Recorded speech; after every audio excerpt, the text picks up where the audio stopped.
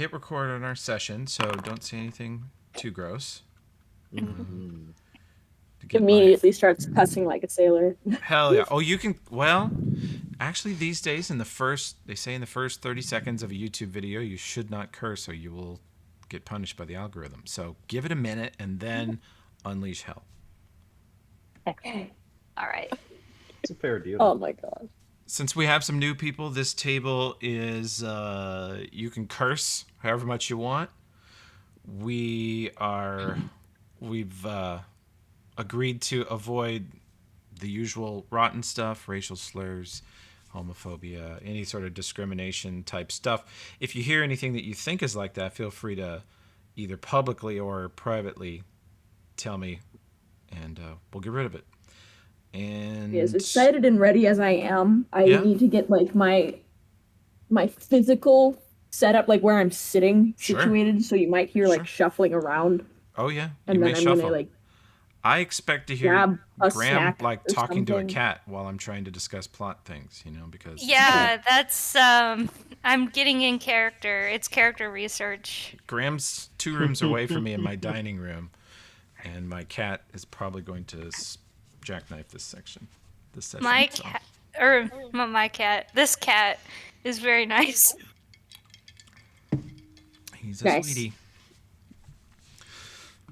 I'd sell him to you for $0, but Anna's pretty bent on us adopting him. So I can't because I live in like graduate housing, but I'm trying to find an apartment for next year that will let me have a cat. Cool. Okay. Well, feel free to shuffle. Feel free to try your stuff. I'm going to just go over a quick recap of what happened last time. This is for Michaela, because I made some decisions for your character. Hope they're okay. And our 2 new folk who have not yet been introduced, but this will be player knowledge, not character knowledge for Mandy and Dreaming.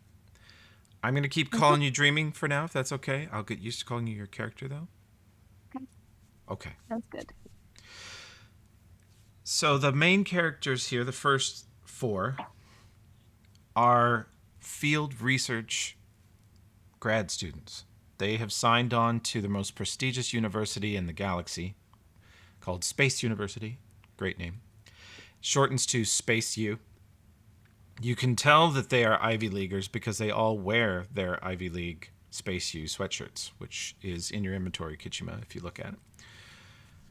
And they are going to the most expensive university in the galaxy, one of the most expensive programs under one of the most famous professors ever. And they are the tiniest, worst funded, worst equipped part of that project, sent to this very, very remote planet on a terrible spaceship that I don't think they enjoyed very much. I hope they didn't. I didn't intend for them to. It is the windowless panel van from the 80s of spaceships. It is creepy from the outside and uncomfortable on the inside. And they have come to this planet, which is a quote-unquote failed human colony. Humans tried to colonize this world hundreds of years ago. For whatever reason, it dropped out of radio and distant communication contact centuries ago. And upon arriving on the site, the forward scout, that they know only as Randy, described the locals as functional but primitive. They have a religious now aversion to technology and medical science, and they live here just as farmers. And they only live on the North Pole because the terraforming didn't take, and most of the planet's way too hot. And the group has been sent here, and they have sort of the sense that this is, the 10th most important part of this grand research project. They've been sent here to retrieve research data. They've landed their ship, made friends with a couple locals, and these locals are young and friendly to outsiders. They're not so isolationist as the rest of the tribe, but they are under the same expectations and sort of religious doctrine of the rest of the tribe. They don't use any electrical technology, and they each actually possess some talent as a natural magical healer, but they're not allowed to use those talents. They're considered sinful. Their names are Smucker and Peachy. Mm-hmm. Mm-hmm. And Kitchima, you are the cultural liaison for this mission. You have the primary directives in your inventory in your holotab. All four of you from the university have a holotab 9.0, which is the not the hottest computer on the market. It is the cheapest computer in academia. It is the Dell Optiplex 7010 of futuristic holotabs. And it contains an app that has taught you the local language, so you can just legit, you don't have to use a translator or anything like that. You can just legit speak to the local humans in their dialect and fairly well blend in depending on your disguise skill. I think some accents were attempted last time. We'll see if those Yeah. I had Tim and Sid playing the locals last time, and, Tim and I are families from Georgia, and he's lived in Georgia for a while. So as soon as I said rural, you know, refusing modern conveniences, he went to a Georgian accent. You each have a security clearance file in your holotab. You have your contract that you signed. You have your face pass ID. And Kitchima, you additionally have the mission directives. You also should have basic stuff like a holographic bracer that allows you to disguise yourself with a hologram. You should have like a canteen of water, some field ration food like MREs, not very good food, but it'll keep you alive. Sleeping bag, things like that. And we were at a location affectionately known as Randy's Landing. And just so they're not sitting in the dark the whole time, I will put the unintroduced characters on the board so they can see. But they are not actually here. I'll very, very cruelly draw a line through that. Those people are not here. Pretend they're not here. Yeah. And you can see everyone is testing out their disguise bracers. Mm-hmm. They are all disguised as local folk. And you guys were about to, I think, have a discussion about what should be your next move. And I'll shut up and let you think about that and discuss it. Well, we've gotten kind of a warm welcome. We've settled in for our first night. I feel like we left off in a place where it's very clear to not get involved, very clear to kind of blend in. I think the course of action given, like first thing tomorrow morning is go for the research data, collect it, and get out. I don't think I want to be here any longer than we have to be. Not that I'm particularly looking forward to getting back on that ship for another several days, but there's nothing happening here. This is a really low key kind of thing. So let's just get it. Let's just move on.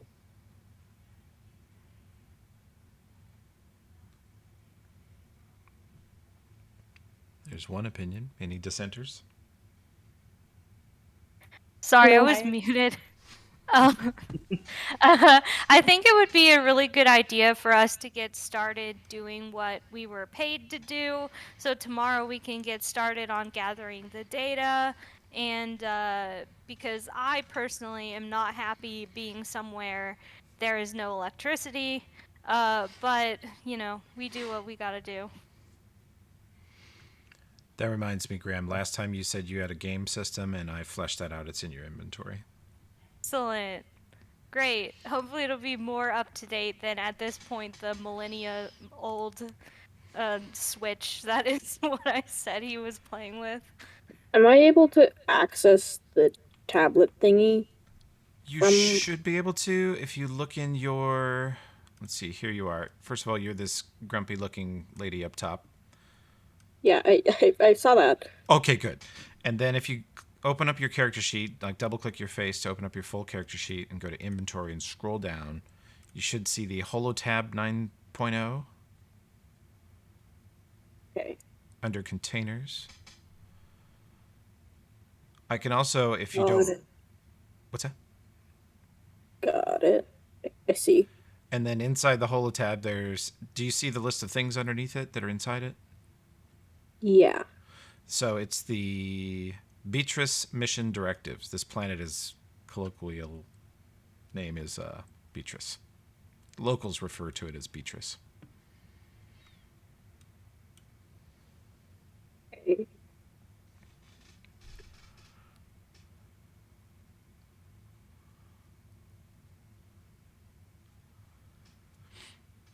And when you open up your holotab to look at this, you see a debatably cute little raccoon's face pop up with some glasses, and it sort of has a crude little animation. It waves at you and it goes, "Hi, I'm Reagan Raccoon. I'm here to help you with your research project." Kitty, shush. No. I love that raccoon so much. I'm gonna dress up as him for Halloween. Oh my Who's God. with me? Yeah, no, I'm there. That's an unintended consequence. Good job, Midjourney. And it helps you pull up the research file and says your mission will not be deemed complete until the following items are gathered. Hey. Guess we gotta gather those items. Let's do it. Okay. What are those items?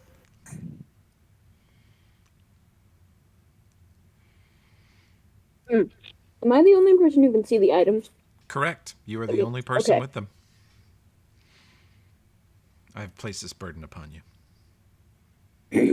We need data on the atmospheric pressure and carbon sequestration,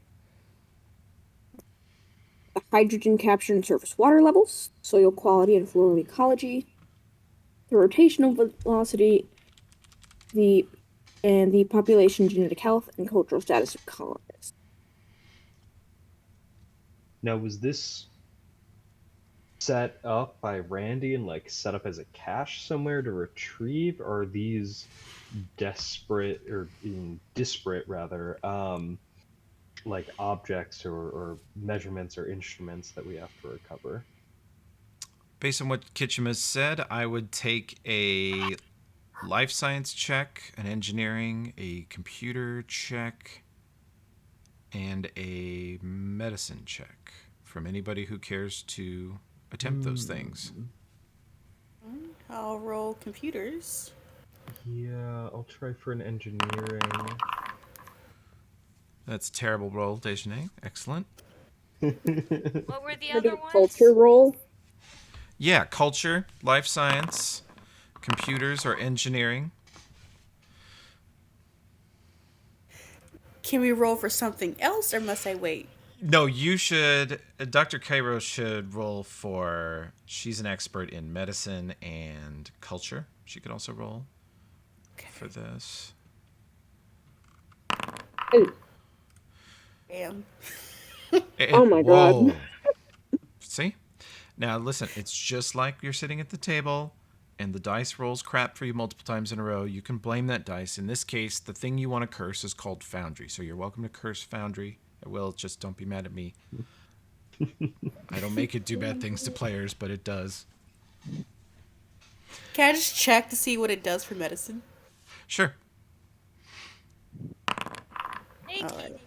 On a roll, Dejeuner. Let's see, that is how did you do? You've rolled a 7, a 2, and a 3. You've totaled 10. Congratulations. Moving up. So if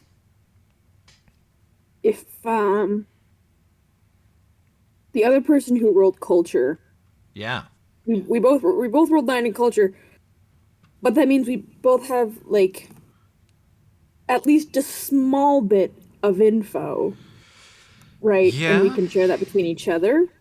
Yeah, and the way most Paizo games work, the way Pathfinder works and Starfinder allows you to do this, is one person can aid another.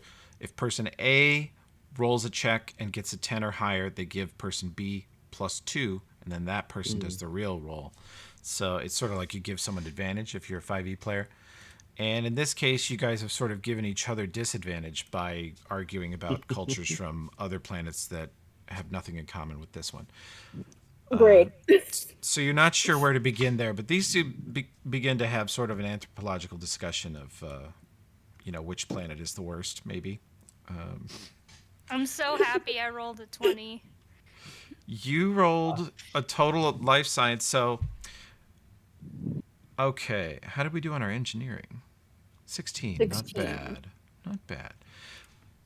Tomas knows that this planet had massive atmospheric processors installed. It had sort of green power generation station. It probably has windmill farms, solar farms. It probably has a hydroelectric plant, or maybe 15 or 20 of them across the surface. It's a small planetoid. And those probably power the atmospheric processors. He understands the basic principles of the tech. This planet was too hot, had too much carbon dioxide, was spinning too slowly, and had little to no life on it at all. Those are the things they changed. So somewhere around here are machines that enhance the magnetosphere so that people don't die of radiation. Something around here is soaking up carbon and spitting out oxygen, although the plant life is pretty well run away on the surface of the habitable parts, so that's probably part of it. And somewhere around here are some power plants. And then the soil quality, floral ecology bits that Kitchima mentioned. You guys, some of you have instruments that can take those measurements yourself. You can go to a couple different points. You want like several different types of soil and take a sample with your chemilizer if you have one. Some of you have devices in your inventories that others don't have. Rotational velocity, you can take that measurement either from one of the... If there's a station on the planet that tracks it, you could pull the data out of there. That would be best. Because you know what they want is sort of the log files from the computers that have been running on this planet for centuries. Hopefully they're still running. Or if they ran for 50 years, 400 years ago, they'd still want those data files. That would tell them at least what happened until it stopped tracking. Well, and presumably all of that exists in the habitable or semi-habitable zones, not like the hellscape that is the rest of the planet. Is that a safe assumption? Yeah, given the basic data you have, your ship scanners are pretty potato. And all they really told you is that it's too hot everywhere south of the Arctic Circle on this planet. Too hot is all it said. And so the machines that are working in some capacity are probably still in this area. Yeah. Okay. And Matthew's life science check, you think you know what you need to do to take the soil and water quality and air quality measurements. I think you might be one of the people that has a chemilizer. Great. These that's disguises in are my working so items. well. Yeah, okay. Disguises are working so well that I don't know who anyone is. I've kind of done this to myself. I would find that in my equipment. Where would I find that? In your main character sheet under inventory. And since Kitchima has shared with you guys the directives, I had the file spit into chat for you to look at. Now, the engineering check, Tomas, the ship sensors, or I don't know if any of you has the portable equipment to sense this or detect this, but the ship could I've got probably... a chemilizer. Good. The ship could probably, within a few miles, detect active power plants, power generation. Well, I mean, that seems a good place to start, and then, we'll see what we can find in the immediacy and move from there. That sounds good. And who knows what we're going to turn up, even if it's, nothing, we know that this area is clear, and maybe we can move the ship, set it down elsewhere, and do another one of those kind of like short-range scans until we come across what we're looking for.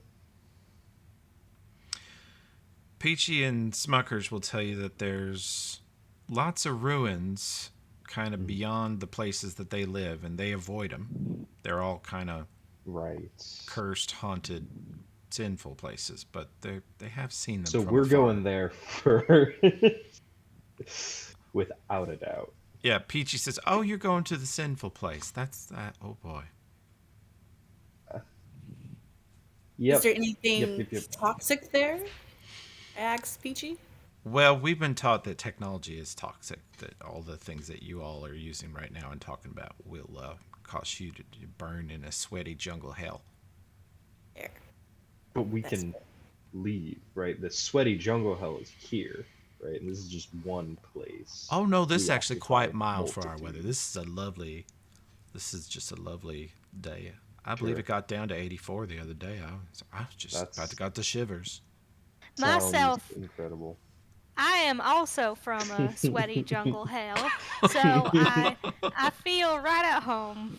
Thank you. Man, you've been practicing. Spot on.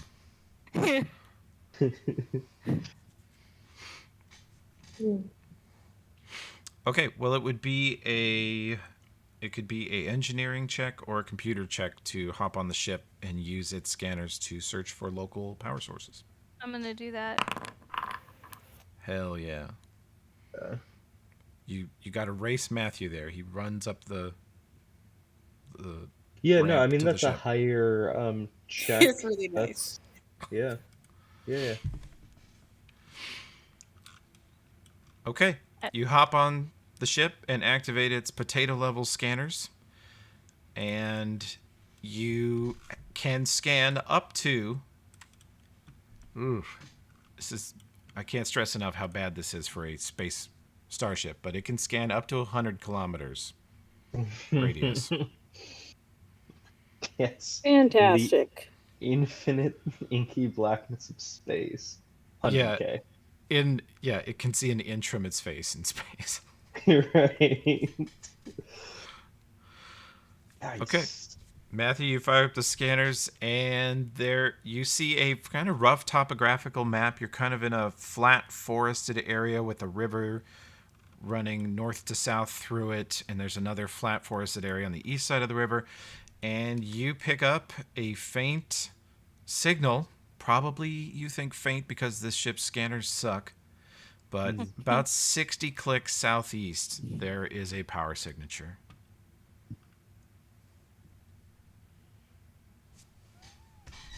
Okay, cool. Kitty shush. And No. southeast of here, like big picture, kind of like this region, this settlement we've landed nearby. Are we closer to the edge of this habitable zone? Would we be moving towards the center of it, away from it? Peachy and Smuckers sort of draw a circle in the dirt and run a line through the center of it, north to south, and they're like, see, that's like the river. And you're here, and you're kind of in the middle of the left side of the river. And you guys realize that any of your holotabs can pull the topographical map that the ship just made into your holotabs, and then you could pull that up and have Peachy and Smuckers just point and label it, and then you would have a real map. That would just be a computer check. I For think someone. it's super worth it to spend a little bit of time doing that with them. Okay. Peachy has a natural 20 survival. He knows the name of every tree and rock across this beautiful land. And that will allow you to visit. Hang on, let me make sure the tokens are up to date on this screen. Dr. Dawson and Rodvind. There we go. Come on over. You guys construct yourselves a functional area map of the Beatrice North beautiful. Pole region. And on Absolutely this magnificent. map, you are able to... Thank you, Matt. I know you appreciate the nerd factor in creating this sort of crap. And verified, 60 kilometers southeast, you have a power signal down by the river. Peachy's able to name every one of these towns for you. You've got the... you sort of just quickly see a theme to their namings. There's Honesty Point and Camp Stoic. There's Vigil, Courage, Pious, Veil, Patience, Devotion. And And you see where you are. You are here at what you guys have been referring to as Randy Landing. Huh. And there's Sure, the we'll catch on. acorn. Yeah. There's your Yep. lovely ship. Love it.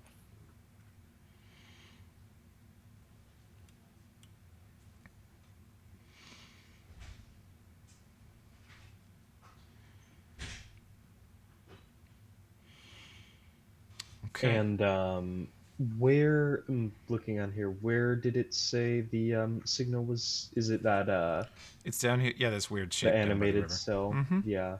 Gotcha. So then assumedly we'll, take our ship in a way that doesn't immediately catch the attention of these other settlements. I don't know if it's prudent to like totally go like up into the atmosphere and drop back down again, or just fly a really pretty wide arc around to not catch any immediate attention. I don't know what everyone else's thoughts on that are. If I feel like there's we should. already like a road directly there from kind of close by, uh, then we could probably either be fine leaving it over here or like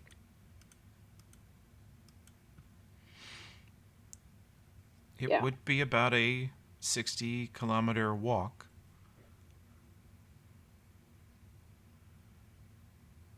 I feel like we should walk. I don't want to draw too much attention to our foreign craft. If we can like if we can fashion some sort of cover and then put a wheel like because this seems like old-timey Earth. This is out of character. This seems like old-timey Earth, Yeah. kind of. Yeah. So and- like Oregon Trail wagon, y'all. oh yeah, let's Oh, let's go out and die of dysentery. Quick, have more kids. yeah. Like Uh, see if we can take like their mode of travel. Like whatever Yeah. that be. Yeah. If we did that, GM, instead of walking, how long could we estimate the trip would be there and back? Without whatever we're gonna Oh, get into when we if look you at these fly data. in the ship, you can cover 60 clicks in about 5 minutes.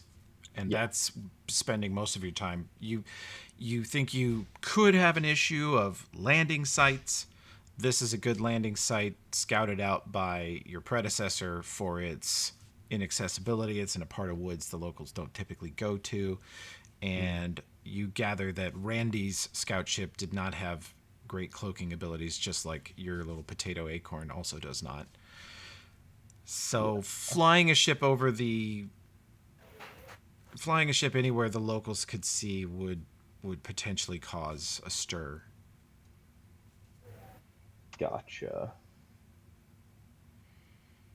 Yeah. And then what would the sort of travel time be by, the local mode of transit? I mean, you guys can walk couple, you'll walk several kilometers an hour even on the road. You get there in, most of a day or two. Yeah. And that's I- only one objective or one site. I think that's got to be out. We're not spending weeks here. well, there is like whatever forms of transportation they have here. Can I ask um, our locals like what sort of Oh, Peachy and Smuckers say that they have two variety of mules that they use. There's slow mules and extra slow mules. The extra slow mules can pull more. They're better. okay. Of course. Mules. That's like a horse, right? Mm-hmm. Excellent. Uh, I think that would be okay. matter of transportation. See, I don't want to be singled out for flying this big ship.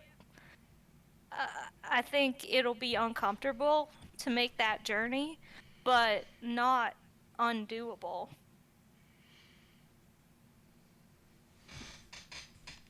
I think I'm gonna land with Thomas being just not wanting to be here, being pretty against the whole like kind of like back ass culture that he's found himself in, being sort of a brash, aggressive type, just wants to get it done, totally landing on the side of taking the ship.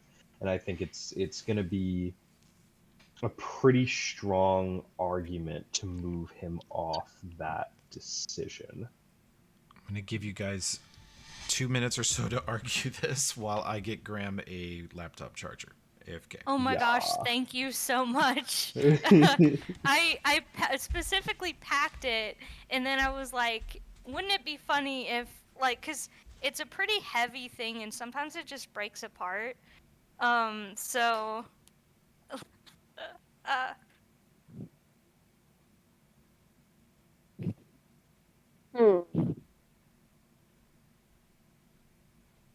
I mean, we can break into, you know, right, Separate three groups. options of walking, taking the Thank you. mules, I guess, because they don't even seem to have carts, or the ship. And I mean, like, I'm cool leaving it up to a roll, based on like the GM making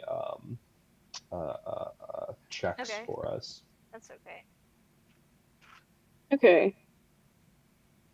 I'm trying to There's think. also if we're taking like the roads, there's also opportunity to like learn more information from people we might happen to find on the roads.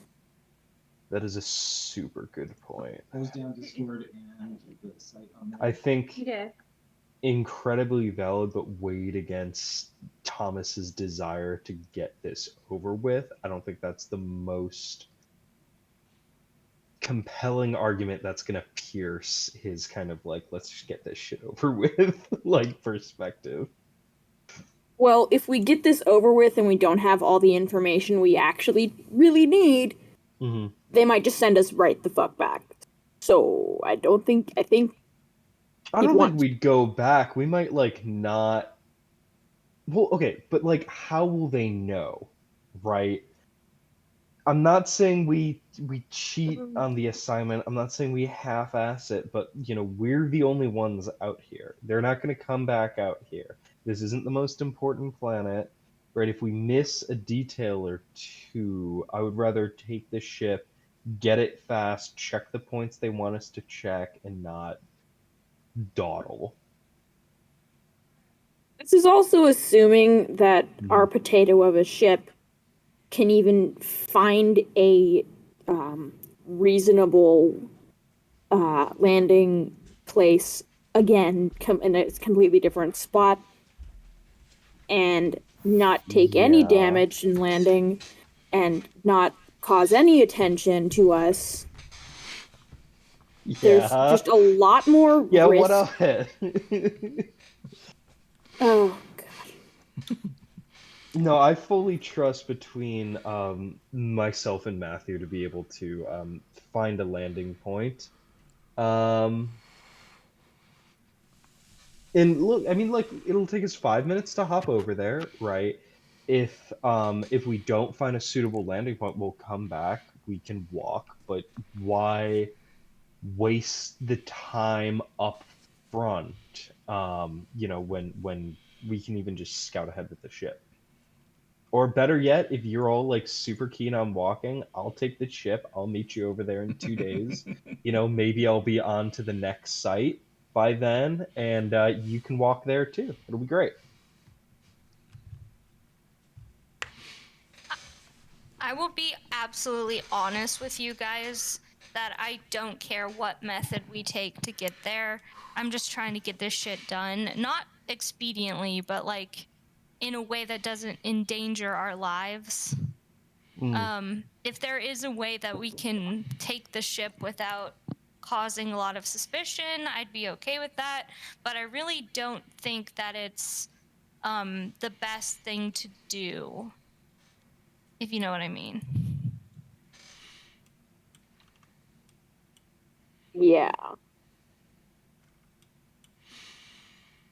I'd say I very much get that concern, but look, I mean, like, we can, like, shoot up past the cloud line, pull ourselves straight down over the site. Quick, easy, no one will see a thing. Could I have a, let's see, Kitchima, you have piloting? I think I gave you piloting. You do have piloting. Would you do a piloting check for me? All right, so it seems like your pilot does not want to walk through the jungle. That's what you're getting. And if you Wait, also... what? Kitchima, your pilot is Tomas, the guy who's arguing with you. Okay. And Kitchima is correct in thinking that part of your mission is to disrupt local culture, not at all. Prime directive, sort of. Do not scare them. Do not buzz their houses. Star Trek. Yeah. So you... Star Trek main directive. Yeah, and you're a bit of a pilot yourself. So you can envision that if you do the 5-minute flight there, you will upset the locals tremendously. 2 different towns will see this little turd flying through the air at incredible speed. And also the ship makes kind of a lot of noise. But if you force your pilot to go kind of towards the water into this part of the forest that they don't go to much, and then shoot up into suborbital flight, and then while you're 50,000 feet in the air, zing over here, and then drop back down, it will take maybe an hour or 2, but the chances of anyone seeing you there would be greatly reduced. I'm okay with that. I feel like that's safe. I feel a lot better with that option. Okay. I still have some reservations about it because I do think a lot of information could be gathered in the time that we're doing that. I definitely agree with that, Kitchima, but I really don't think that Tomas is going to change his mind on this one. Nerds. Well, Shut up, human. Since you're calling me a cat, I'm going to call you a human. one of the more annoying things about the cat racist. One of the more annoying things about the way this group this is for your players, for your characters, is that nobody was given absolute authority over this group. You do kind of have to reach a consensus. Tomas is technically in charge of security concerns and piloting concerns. Kitchima is definitely in charge of cultural decisions, just as Dr. Cairo's in charge of a lot of anthropological, mystical, some cultural concerns herself. Like, each of you has your area of expertise that you're the boss over, but no one is like mission command at this point. I'm just enjoying that so far. Well, diplomacy Nothing for is a you guys. value that I've always considered very important. I also want to, like, I'm not going to argue it more, but I do want to stress that, Tomas, there is absolutely no way that we get this done within a day. And I'm sorry, and I bet you probably want to get it done in a day. But it's very, very likely not going to happen. So look, we make it 2 days and then we're out of here. No big deal. Let's go. I hang my head in my hands and just rub my temple. Okay. Look, 3 days if we're really slow. Oh my I god, Thomas. I start to question internally why he even came. Oh, I was he assigned. It was, He's being a little baby because he thought we were going to get all the high-tech stuff while we came on the mission. But then we get like this trash ship, which I understand, and I was bored out of my mind. But like, grow up. You were gonna be in the military. You were gonna have like your brain splattered across a wall, like if something went wrong. Yeah, but in a nice ship. Ah, That makes all the difference. you humans are such babies. Like I grew up hunting things down in the forest. And Anyway. I grew up eating nutrient paste from a tube. What of it, dude? Let's go. Let's just get going. By the way, that's the rations you guys were issued by the university is nutrient paste in a tube. So I better not hear you complain about it. It says Thomas. cake in a cup, but I'll take Oh, your you word. got that from the locals. You got that from the locals. I forgot the cake in a cup.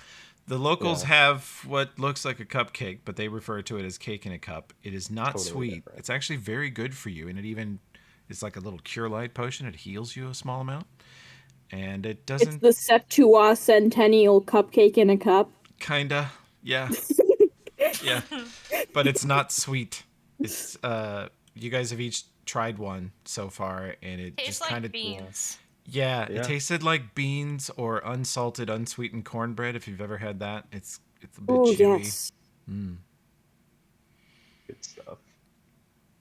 Okay, so Peachy and Smuckers say they've got to go and do hard labor every day until they die. But they'll, if you guys give them a date and time, they'll. If you need anything else, they live around the town of Vigil, and they stop by Randy's Landing on Tuesdays and Fridays. Cool. What day is it presently? And are they on the It's- Gregorian calendar as us? It's Tuesday, and they you have to actually do a little math to translate their Tuesdays and Fridays. It does equate to Tuesdays and Fridays, but the days here are longer. The rotation of this planet. Another thing the terraforming was supposed to do was pick up the rotation of this planet to make it more like Earth days, and it didn't ever get there. A day here is about 3.5 days long. Cool. I like that. I think it aligns a lot with my sleeping schedule. Oh, you don't get to sleep for 3.5 days. They work through the night, the twilight. Man, you guys are a bummer. You don't even have any electricity. Yeah. Yeah, I got lots of trees. Get it. though. Let's go. Come on. Thomas loves his first assignment in this project. Okay, so we're going to hop back aboard the ship, and we're going to make a piloting check. So where are you, terrible little spaceship? There you are. Lovely little turd that you are. And we will board the ship. I will put the not yet here characters on the scene so that they can observe. They'll be out here on the hood of the ship outside in space, but they're not dying. Out of character, but I hope we crash and die just to spite Thomas. Oh my god. So you recruited Dreaming to this campaign, and you're like, let's die. I don't know if you knew it the last time. He's like one of the only human characters that like uses cat as like an insult. So Look, right I'm just away, not very cultured. right away I felt a certain type. Matthew felt a certain type of way about Thomas. Yeah. Okay, let's see the piloting check. Yeah. Kitchima described a suborbital flight, which you think you can do. Does somebody want to give a shot at giving me a bonus here, trying to beat a 10? There you go. Sick. Yep. Matthew plots in the course that Kitchima designed into the computer, and Thomas executes it perfectly. You guys hear the engines sputter up to about half of their optimal RPM and then die, and you see Thomas kick a couple things, flip a bunch of switches back and forth, and bang on the console, and then it kicks up to 80% of its optimal speed and lifts off the ground. You feel a sudden sort of lurch as the ship sort of drifts sideways about 30 feet, knocks over a tree or two. And Thomas, you can say with certainty that you did not do that. Oh yeah. But then you get control of it. This thing's a little bit of a slip slider. It tends to it tends to wobble a little bit, and you get it up into space, cruise across the planet, and drop down back into the jungle. Let's drop back on our area map, and I will just relocate this whole little enterprise you guys have going on. I look at Thomas and say, wow, I doubted you, but that was pretty good. Yeah, a compliment will get you everywhere. Just like not too much of a reaction, but I nod affirmatively. But I look absolutely pleased, and there's no way I could hide it. All right. If I could have one more, if I could have either a... Actually, I think Dr. Cairo usually sits at the scanner and comm station. Would you give me a mysticism check for Dr. Cairo? And I know we discussed before if it was Cairo or Cairo. The Southern Illinois pronunciation creeps back into my brain. It creeps back into mine too. Honestly, can we both? Yeah. What if we just go back and forth, and then at some point she takes a stand and it's like, no, God damn it. It is pronounced. Oh, just a quick note on this game. I'm so proud of them, Starfinder. If you look under your character's full character sheet, under the biography tab, you've got a spot for your pronouns. You can decide all that stuff, and for a while, I promise you, I will get it wrong, and I also promise that I will eventually get it right. So label your character, and we will eventually all figure each other out. I vouch for Toby because he always gets my pronouns right. I remember that about people, by the way. Yeah. Well, But I no, try. Matthew's I try just to. a he, him. Okay, Matthew's a he, him. Cool. And I'm not sure you guys can see each other's biographies, but eventually I will probably let you have full ability. You'll know each other so well that you'll be able to read each other's bios. For now, you'll just have to ask. Okay, you bring the ship down, you drop it back out of, high altitude flight, and it flies, of course, like a basketball with a jetpack strapped to it, which is what it is. A well-piloted basketball with a jetpack. Yeah. strapped to You it. know what? Thomas, on the way in, on the re-entry, sort of he gets kind of this sense to it. Like, a lot of ships you've piloted have so much pilot assist going on that there's not a lot of satisfaction in having really done it yourself. And on this ship, No, you were just on kinda, your fucking pointed own. in the right direction, and it figures Yeah. itself out. This one, you are wrestling a pig down a water slide. You know for sure that when you land at the bottom, you had a lot to do with it. Yeah, absolutely. I think that only emboldens Thomas's attitude for the rest of the day. Oh, good. Yeah. Everyone breathed a sigh of relief. So you come in and you look for a landing site. You can see the river shore is pretty steep here. Looks very soft and sandy. There is this sort of thicker type of jungle that the locals don't go into. It's a little warm there. Your temperature readings are a little uncomfortably high. You guys can do it, but if you land here, you can find a landing spot, or frankly, the ship can just drop in and crush a bunch of trees. It won't really take any appreciable damage, maybe a little Do we paint. know precisely why it's a little warmer over there? Well, as you got the map and mapped out this area, you kind of get the sense that this sort of center region, let me clear out my mess here of drawings. Boop. This center area is sort of the center of cool temperatures, and this area out on the lake could be as low as 70 Fahrenheit. And then this circle, you're kind of into like 80s. And then this circle, you're in the 90s. And if you get far outside that circle, it gets sort of progressively hotter. To where you are looking at like 110 degrees. These towns over here range in the hundreds. So temperature-wise, this is a small planetoid, and this is the only region where the terraforming is working at all. So, Understood. How the farther moist south is to go, how moist is the heat? oh, it Yeah. is Amazonian jungle armpit. Right after gym class, it is very, very humid. I look at the temperature reading and go, oh my god, hey, did you know that cats actually have a higher body temperature than humans? I thought you weren't a cat. Well, my biology is pretty similar. I need this cleared up. Are you or are you not a cat?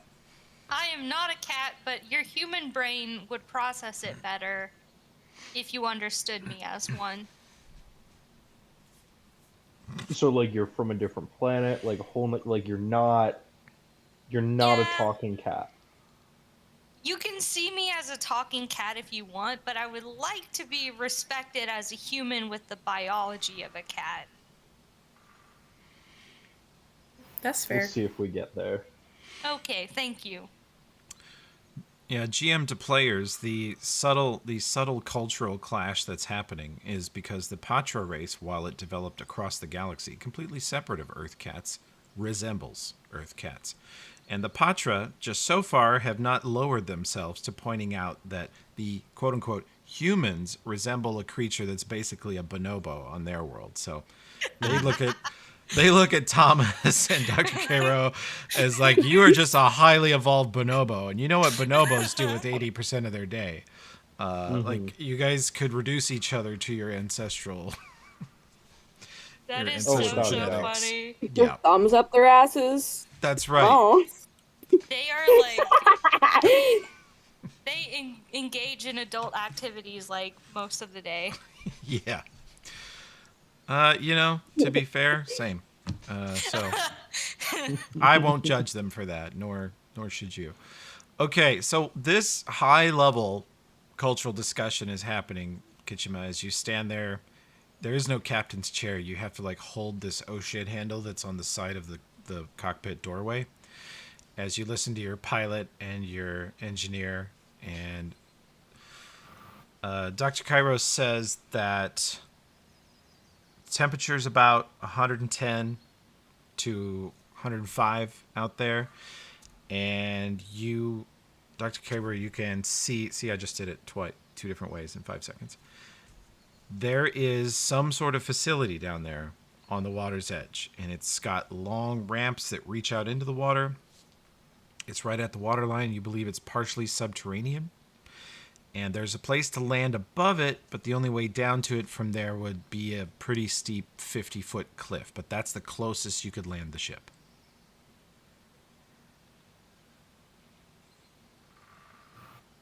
I want to say something to Thomas while their discussion on whether or not we are cats is going on. Oh boy. So do you hey, or do Thomas. you not shit in a box? Like let's just Oh my let's God. just like get this Thomas, could in you the maybe open. focus on Yeah, what's not up? killing us in our ship than whether or not you can tell our ears from our elbows? Thank you very much. Yeah, I'll see about it. Thank you. Yeah. Is that it? Yeah. Good Okay, talk. Yeah. Yeah, no, good talk. All right, so I didn't plan for You this gotta campaign fight. to be about like racial tolerance, but if it goes that way, I think Raph will be all right with us. You guys are exploring the issue in a... Hey, there's some themes here. Yep. It's like I explained before I read that experimental story in workshop that like there's themes. Okay. We all have to start somewhere, right? Yeah. Raph, so how's the campaign going? I'm like, well, it's kind of like Space Amistad meets Remember the Titans meets Ace Ventura. That is a pitch. Yeah. That is a pitch right there. Raph will probably be like, okay, that's great. Shut it down and delete everything. None of you are getting credit. Good luck at your new school. It's all about the character arc, baby. All about the character arc. Well, I will let you keep your 28 piloting check, which was assisted by Matthew with Kitchima's excellent plan, and you land in the woods. You crush 5 or 6 150-foot tall trees that have stood for 100 years. No big deal. They snap and bend under the weight of your superior technological progress, and you land the ship, and you are looking over a cliff at a river flowing by.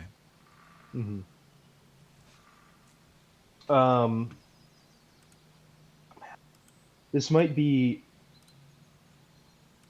like not possible, but given the nature of the ship's like capacity for its scans, is there any way we could get a more like higher fidelity, shorter range scan? All right, can we like sacrifice some of the range for a clearer picture, as it were? There's a lot of ships and ship scanning systems that can do that, but no. Okay. Oh yeah, but not for you. Not this one. Nice. No. Not the acorn. Not the acorn. Oh, Incidentally, Yeah. most ships get a name. Acorn is this thing's model number. It's like it's like the Chevy Acorn, and it doesn't even have a ship's name. Sad. What I mean, was call our, it the Thomas Get Over Yourself. I mean, that sounds great. It's got my name in it. The SS Umbridge. Love it. No. What was our squad number? Isn't it F? Oh, your F team. Oh, F. We could Yeah, be like, so, we could call it Pod F's F. in the chat. F's in F's in the the chat, chat. Pod F. Yeah. The F machine, you know. Press F to pay respects. Yeah. No, any of it works. Where are we on our map? You are just above this facility, and the next hurdle you have to overcome is The project we're on is called Project Steward, right? yeah, the overarching project is called Project Stewart. What about like stewardess? Hell yeah. Yeah. I like that. Yeah, Yeah, no, honestly. we're on Gives board some, for stewardess. Cool. Yeah, it gives some validity to what we're doing. I think So that's really solid. are we naming the ship right now? Yeah. I think that's what's happening. I'm okay with that. Awesome. What about you, Okay. Dr. Bari? I'm indifferent. It is an acorn. Ship, it's a ship. I have no emotional ties to it. Cool. Sounds good. It is done. Well, The if we have stewardess. no like very short range, ability to gain more information without disembarking, I say, if it's only been an hour, we got started in the morning, we've got all day. Let's, gather equipment, let's get going, see if we can find this site. We don't have that much ground to cover. Is anyone opposed to that particularly? Give me 1 second. I want to double check something. I feel terrible about the trees, even though Yes. I want to. to.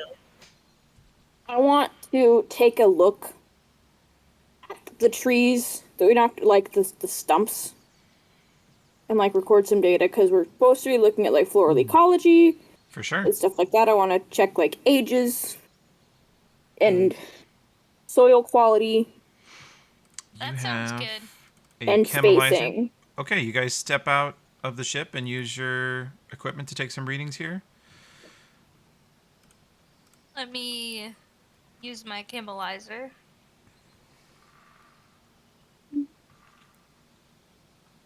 So I don't have any equipment in my inventory.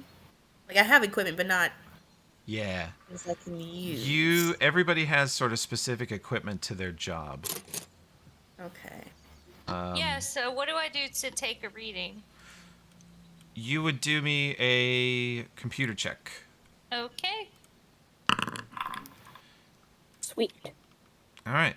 Well, Matthew I don't takes wanna out the jinx it, chemilizer, but and yeah, you're rolling good so far. yeah, Takes I out don't wanna the jinx it. and does some samples here. Takes a soil sample, takes a chunk, does a reading of the tree rings of the trees that you get snapped in half, and gathers some general local flora and soil data. And Well, you said the trees are like really old. they are they are similar. They're a variety of oak tree, not identical to an earth oak tree, but pretty close. They were brought here, obviously, centuries ago. And they are, for the most part, thriving, although in this band, it's a little too hot for them, so they are not developing fully, or they're developing weirdly. The ones closer to where the locals, the colonists, live are actually pretty standard-looking trees. They look pretty healthy. I think perhaps the ability that they have to terraform the planet is affecting the local ability to grow healthy trees, which is interesting because it kind of clashes with their idea that like technological like meddling with that is a bad idea, but like in fact it seems like they have done pretty well for themselves compared to these. I say to Yeah. everybody. No, that tracks 100%, and I think there's a part of me that has a disdain for this place that's been building, and now like a full sense of like condescension for Oh, good. their hypocrisy. Out of character. Oh man, he's so If intolerant. Just like if about everything. if the technology that was used to essentially be keeping them alive as they are now were to fail and to malfunction, they would be doing far worse off, Yeah. Hmm. and their entire belief system is contradictory. It's very unfortunate. I'd be curious, although apparently Thomas has devolved into a jackass, he's still an academic. So I think there's something Yeah, those curious things don't in. preclude each other at all. No, no, I'm curious absolutely. to know if people there are groups of people who have a different belief system Exactly, than the or their ones we've met leadership already. that knows some of this information, or what. And I don't know how we could ever get any of that information without involving the society, but there's a really interesting question here. You So could far, just Well, you've met the only two locals that bend or break the rules, as far as you know. As far as we know. as far as we know. And you know, Thomas, I hate to say it, but the way we would find that out is to, Hmm. go into town. Yeah, but that might On a actually be interesting, right? If we could like see a little, like, this whole place is a little too neatly packaged. It's not really very interesting. There's got to be So, something more. so do you want to walk to our next place? Maybe we could go through a town or something like that. Okay, look, I'm we're not not too that far off. interested. I just mean like academically speaking. Okay, whatever. So, since I personally am not paying too much attention to what's going on, not in too much detail, just a fair amount, before we do decide to go, if we do decide to go by foot, I personally want to cut some like cutlings and plant them from the trees that we destroyed. Okay. Like little samples to study back home. Well, both to replant and I guess to take. I would assist you with that Okay. That'd be a if life you'd like to do science that. check. And since there's a in-depth discussion about races, cultures, religion, and belief systems going on near you, it seems like you have time to mess with that right now if you wish. Wow. We carry on for a long time. It shouldn't take me so long. Just cutting off some bits and digging quick holes, planting Well, them, and I have help too. Dr. Cairo, you get a good sample of these trees. You get a copy, a couple examples of their own acorns, and you think that the temperature in this area is kind of their biggest impedance, but they'll probably grow back. The one thing, well, there's two things of this terraforming project that seem to be going well is the earth trees are reproducing and covering the landscape anywhere they can survive the temperatures pretty successfully. And the human towns here have been going on for centuries, many, many generations. So they are surviving as well. They're a little weird, true, and they are It's interesting disconnected to from the me because galaxy. we but- can see on the map, like, I don't know that this is like technically knowledge we have, but I see like this boat here. Yeah, they do. That's like Peachy and Smuckers told you they use boats to get back and forth between Camp Stoic and Courage. You do have that knowledge. I'm curious to how advanced the boats are if they don't have like wagons or very fast land travel. They are sails and oars. Yeah. Your local friends have described them to you. Yeah. Well, it looks like we also have to take a measurement of the surface water levels. Is there a way I can do that right now, or do I have to? You We have guys to get down to are- the beach. Yeah, you're 50 feet above the Ah, water okay. line. The place you parked, the only downside to it is you got to deal with this 50-foot. It's a very steep incline, like 60 degrees. Several of you have rope. If you use the rope, it'll be a much easier climb. And then you'd have a Or good would you way want to wait back till we up. get to courage? It's a little safer, Matthew. I have rope. Yeah, we can wait. I don't have any rope, so I'm willing to wait for somebody who has rope to help me do that. I have rope, Okay. but I do think the town of Courage might have a less steep drop. Also, if we go there first, we might just get access to the beach immediately, and then we can come back. And then going up that incline would be a lot easier than going down that incline. Yeah, that sounds like a good idea. Yeah. Well, your That's ship good. is parked 100 to 150 feet away from this facility, or you could. It would be kind of a long way around. Yeah.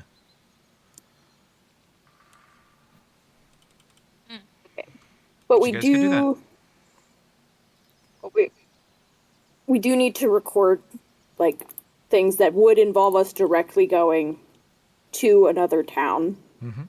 Yeah, I think going to the town would be good because it says cultural status, and so we need to. And their genetic health and Yes. population.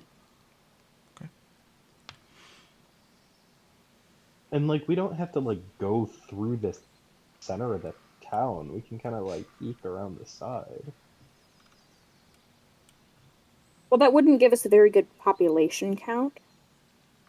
But if I there's a wonder way to if we have any sort of instrument or anything that we could leave, even just like a camera. I'm thinking of how they do like animal population density, where they'll like record an area and like extrapolate. Could we leave like a camera or a survey tool and come back for it later? I would give Kitchima a culture check on that idea. Nice. Pretty good. Kitchima, you think that most of these colonies, and this is sort of a maybe potential civil rights issue, but most of these colonies did initially have surveillance equipment set up, and one of the things you're expecting to find at any of the powered facilities, like a power plant, or you expect to find sort of secret hidden observation spaces where you watch the locals via cameras, where you listen to them with microphones, whether they know you're there or not. At least in the cases where the populace was, in the company's opinion, in need of policing, or it sort of, detached from the galaxy. So there might be surveillance equipment already if you start bopping around to find the electrical facilities. That sounds good. I think we should do that. Yeah. Yeah, I think we should definitely do that. And if there isn't, I would still say we should go afterward. Yeah, Because totally. I know we shouldn't like a ton, but I think it'd also be good to talk to these people. We would get a And- better academic understanding of what's going on. Yeah. So let's go ahead and go check out the facility, That's Okay. good. and then Mhm. yeah. Who has cool. rope? I think maybe Thomas has rope. Double checking my inventory. I have Yeah, some I do. Oh, yep. 2 of us. Dr. Bari has some rope. So, okay, that will lower the difficulty of the athletics check. It's now basically a difficulty 8. You can all roll your athletics skill to just basically hold this rope while you walk down an extremely steep hill, and the ground slides around boy. underneath you. And oh boy is right. Let's see. So we have a 13, a 10, a 13. Matthew and Thomas are walking down the hill very slowly, gingerly. Kitchima's going down after them, and then Dr. Bari slips and comes sliding down the hill, and the first person she will crash into is Kitchima. So Kitchima, I will need a difficulty 15. Well, I'll cut you this deal. You can either difficulty 15 athletics, or you can difficulty 10 acrobatics. Just get out of the way and let her go by. Decisions. Hero villain moment. This is so funny. Thank you, Dejanay, for this Wait, incredible what difference opportunity. would athletics make? Athletics, you would literally grab her. You would use strength. You would like double wrap the rope around one arm, reach out and grab her, and stop her from sliding all the way down the hill, because she's going to get hurt if she slides all the way down. Okay. I think I'm gonna do that. Okay. Does anyone want to like maybe try and support me while I do that? Oh, Thomas is right behind you and could definitely help if he wants to. I scream. Here she comes. No Ah! Thomas, do you want to help me with that?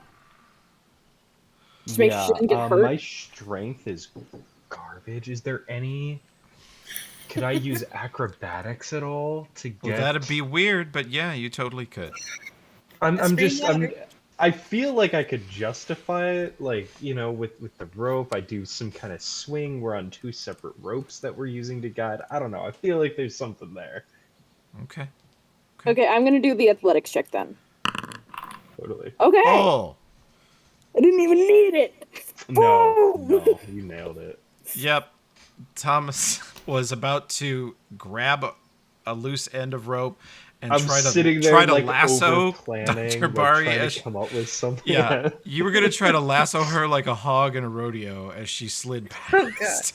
Probably And would have, like, instead- broken her spine or something. Like, Instead, Okay. Kitchima just digs in her feet, gets a firm grip on the rope, and grabs Dr. Bari as she slides past, stopping her immediately. You can try a new athletics check. Dr. Bari, please. Oh, excuse me. Okay.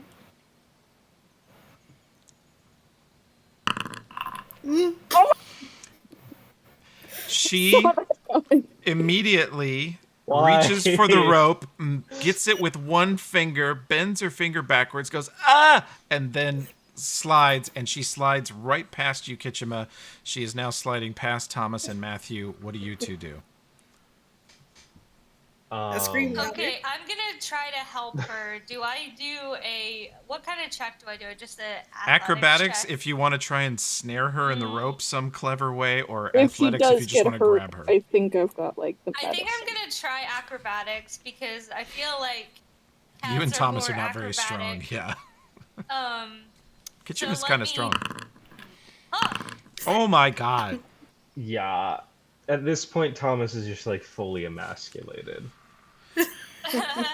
the software is very trans positive, so I've just been getting some great rolls. the way this plays out is Thomas goes, I got it, and pulls up a bit of rope and tries to loop it over Dr. Bari's foot as she goes past. But before you can even do that, Matthew has fully lassoed her around the waist. She is attached to the end of the rope just below Matthew, and Matthew starts feeding it out 1 foot at a time. Dr. Bari just slowly being lowered down like a piece of luggage until she safely reaches the bottom. Thank you, everyone. Yeah, no, You're welcome. no problem. I love humans. I got you. Okay. So you guys slide down the side of this cliff, and you immediately hear you're kind of engulfed in mist from the river and the roar of the water rushing faster near you, and you realize that you are standing not on a soft beach, but on a concrete ledge up against the base of the cliff. And to the north is just sandy river shore, and to the south you can see is more of the structure. Do we take a perimeter, or do we just kind of like dive right in? I think is what it comes down to. Can I check if Dr. Bari is, like, very injured? She is covered in mud and leaves, and she may even have some leaves and mud wedged inside her, like, outfit. But your armor is environmental. It can function for short periods as a spacesuit, so she's really just dirty. She didn't take a hit anywhere. Well, you wanted samples, so there you go. Yeah, she's a walking soil sample. Look at her. Yeah. Ooh. I'm okay with everyone taking samples. Chemalize her. I don't even know her. I don't think I'll need more samples for the rest of my goddamn life. So true. There are samples in places, and I don't like it. Yeah. You don't like it. Extracting no, these samples. No, like, that's what I could, like, yeah. Almost died twice. Okay. No, that was out of character, my I bad. got your back. All right. Newcomers, you may not be able to see much for a bit, but you will be able to soon. Or you may see things that confuse you for the moment. But our main characters here are on the ledge outside, and This is Matthew's just flashing dove into the river there. I like that. How hot is it? It is pushing 110 degrees here. So hot, I It's poured like being in a McDonald's sauna. coffee in my lap to cool off. That's hardcore RP. You That's a really good immersed one. yourself, literally. Thank you. McDonald's emulsion is the level. Okay, so what are our options again?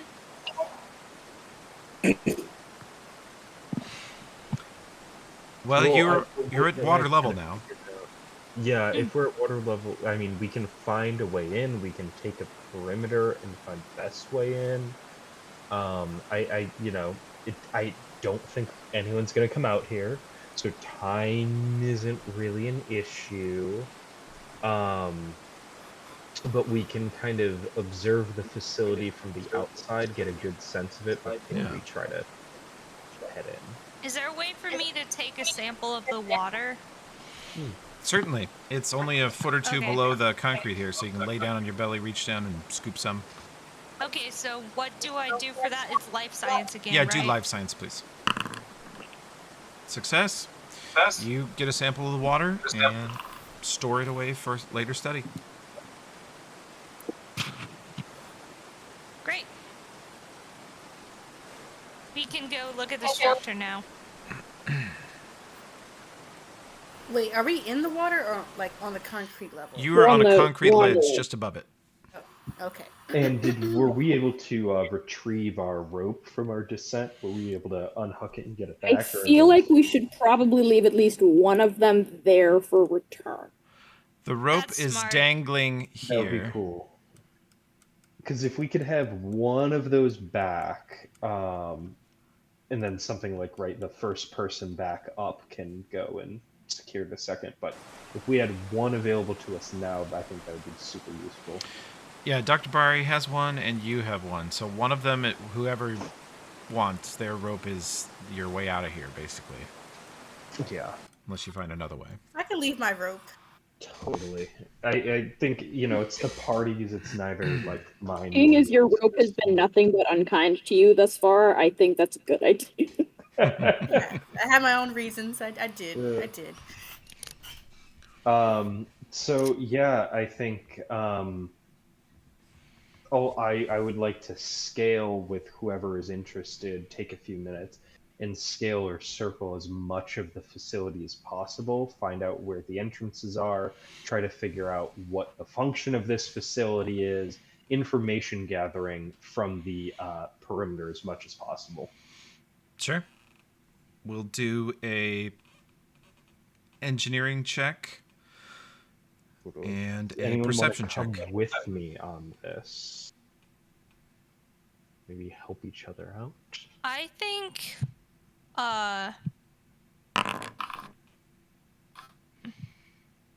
everybody rolls that, right? You can, yeah. Everybody rolls perception. You guys can assist each other on other skill checks, though. The engineering I super need help with. I will do the None of this engineering means because that anything to is me. one of my skills and like one of the things that Matthew is good at. You guys are just standing here on the concrete platform. Thomas is like, yeah, so it has something to do with water. And Matt goes, it's a hydroelectric power plant. That's I was what getting those there, concrete gangways that go out and in. I Those was are right. the turbines. Yeah, okay. Good work, And Skin Tube. most of the facility is in the cliff. It's basically built into the side of this cliff. And what's in front of you is just the sort of gangways that go out to these big propellers that the river turns. And those turn prop shafts that turn probably dynamos that are inside the cliffs here. So from the air, it doesn't look like much. It looks like a little weird concrete boat pier that's not very convenient. But probably most of the facility's inside the cliffs. So there's got to be an entrance somewhere because this was designed by and for humans. The question Let's is, look for an entrance. yeah, would it be sealed off? And Do I if so, perceive the why? entrance with my high check? You think from just where you're standing that probably the entrance is southwest of you, pretty close. Because this gangway, you look like you're on the very north edge of the facility, northeastern edge of the facility. So probably just walk along this sidewalk. All right, I vote we walk along that sidewalk. Heck Okay, Yep. No let's objection. go. Matthew, as you round this corner, you immediately see a door on your right that looks like it is pressure sealed, watertight, and has an electronic lock on it. Dr. Bari, you are out in the river. I'm just going to scoot you over to the concrete ledge here. So I'm at the door. What This is can a I door do to here, try yeah. to open it? It You could has try to open it. It has an access panel that is completely black, like unpowered, maybe cut off, or some kind of security lock. Okay, so there's nothing I can do, right? You could try to blast your way in, but it looks like it's been disabled, like not shut off. Someone actually cut off access to the panel. Oh, bummer. So is it not receiving power? Correct. Or is it like it's totally dead. it's so I have a battery on me. Okay. I think. Let me check something. No. Nobody has the transfer charge spell. Yeah. Because it doesn't have a way to connect to the battery Like physically. if it's completely dead instead of just like disabled from inside. Yeah. Like if it's a power issue and not like a security issue, then I think maybe I could jerry rig and open it. Your quick assessment, and this is strange, is that it has been deliberately cut off. The door is it's almost as if the door is sort of technologically barricaded. What would our options be to blast our way in? You would need explosives or a laser torch. Would we happen to have either of those back on the ship?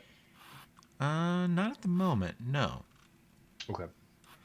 This doorway, though, it is still marked above the doorway. It says administration, and there are those typical hospital/facility like colored lines that show you how to get to other parts. And this one says engineering over it, and then there is a red line going down the wall to the southwest that says engineering. So this is probably one part of the facility.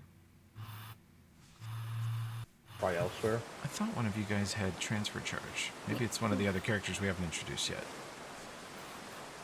Can I do like a mystic strike? You Just for can. combat. Yeah. I don't think you have anything that will talk to this yet. Your magic is I more haven't- focused on living things. I have an energy ray, but I feel like that's more destructive than. It is. You could slowly maybe melt your way in. Onto it. Maybe there's another door you guys have. We should look around. Okay. Mm-hmm.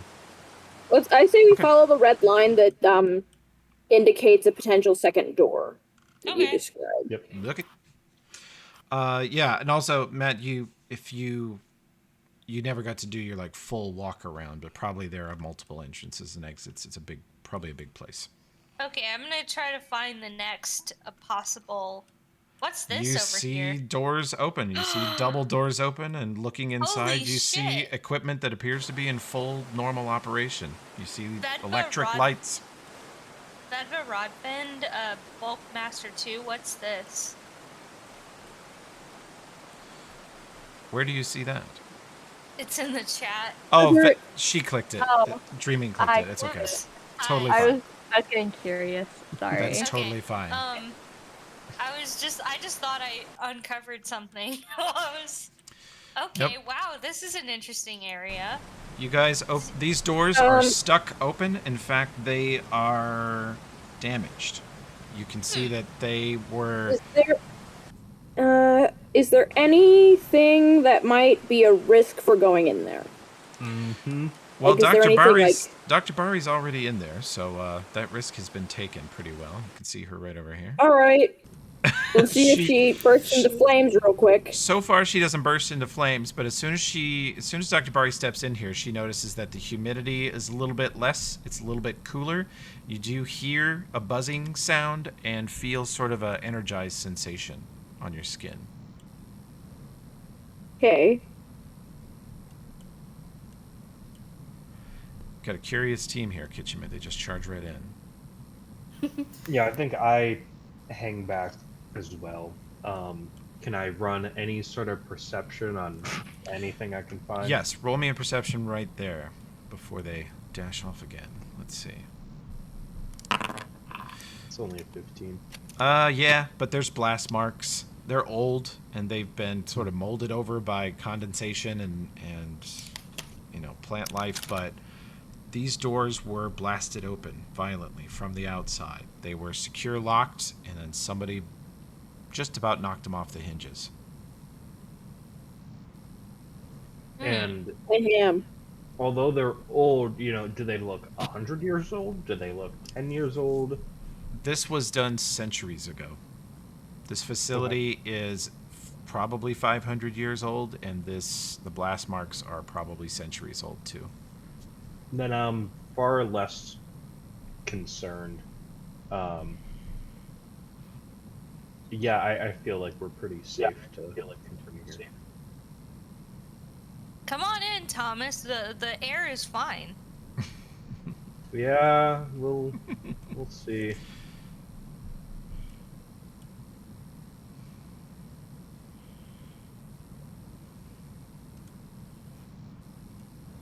So what is the equipment in the room? Look like Engineering check, maybe? someone? I will do that. Hold on. Solid. Yep, I'm Matthew. having audio issues, by the way. Oh, are you? What are you hearing? I'm hearing, like, crackling on your mic instead of what you're actually saying. Is anyone else getting robo crackles from me? I am not. Okay, I'm not. then it's his It's double Discord. crackles from everybody. Oh, then your internet may be experiencing a little troubles at the moment. Discord gets a little goofy. Yeah, probably.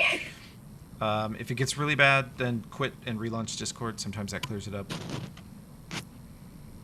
Just let we'll keep an eye out and we'll pause if you have to fuss with it. At any point you're talking directly to me and I'm just like not hearing a thing, just like type it in chat, I guess. Okay, can do.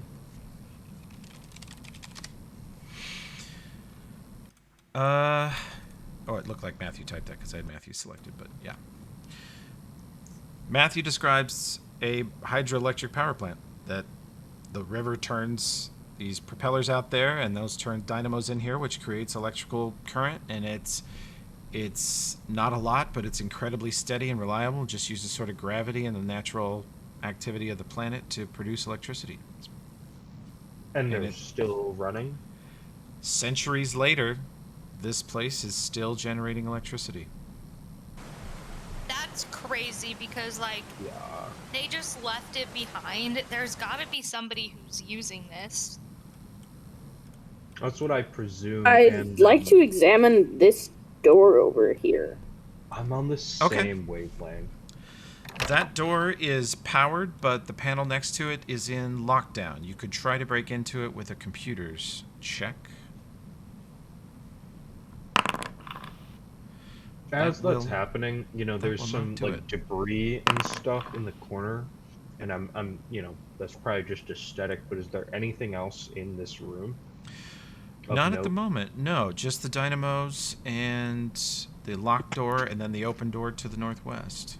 And you guys computer check. You try a couple different things, but you're not able to unlock this door at this time.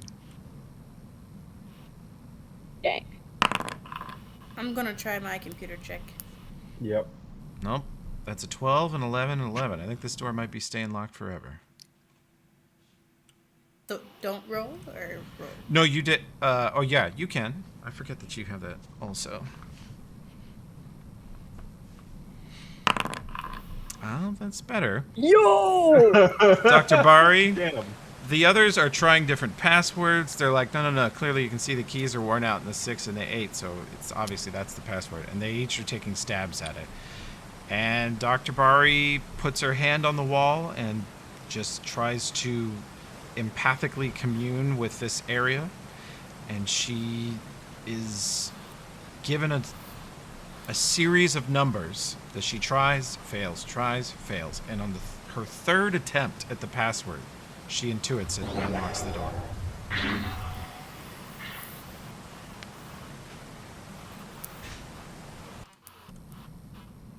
Oh, Dejanay, you are very staticky at the moment.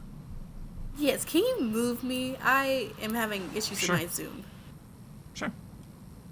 Here, you just move me to where we, our next location. Please. Well, you've unlocked this door. If you guys want to open it, you can. Or the door to the north is open. There's clearly another chamber up there. Guys, there's a hallway Yeah, here. without a doubt. I'm going to pause there because the party's going 2 different directions at the same time. Mm-hmm. And Kitchima has opened the southwest door, which you see a passage going to the southwest that leads to a couple more doors that looks like they're in lockdown. Matthew and Tomas are looking into the north passage, where you see another room full of machinery, and you see a strange little robot about the size of a beach ball hovering off the ground, and it turns towards you, and a number of red lights activate on it, and it starts moving towards the party. Guys, that's a Oh fucking boy. robot. I pull out my gun and shoot it. No second thought. If you would, we're going to go to combat turns, and Oh, hell yeah, combat. if you haven't done this yet in Foundry, your buttons at the very top right, you have a long row of buttons. The second one is combat encounters. You can right-click it to pop out your combat tracker if you like.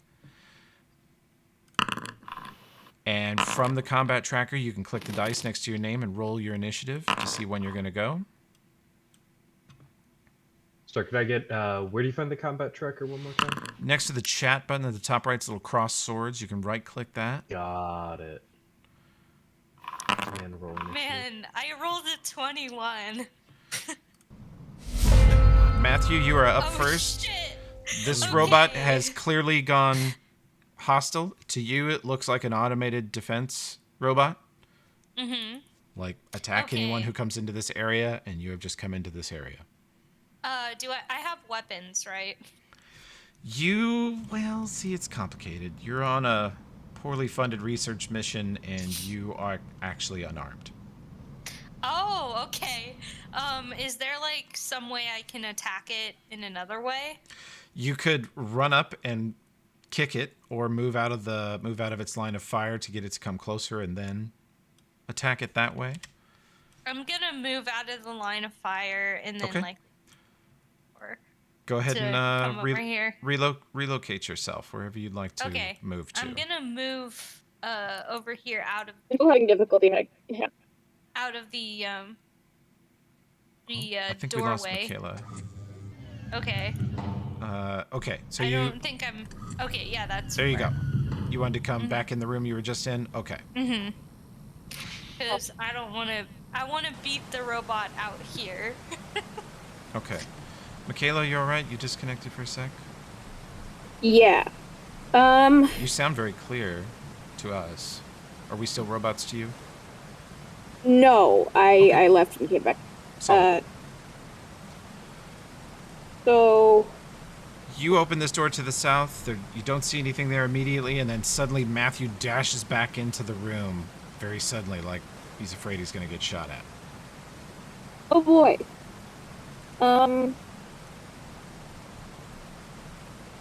Can I move? Is the little sentry following Matthew? You're not sure. You can't see it from where Kitchima stands.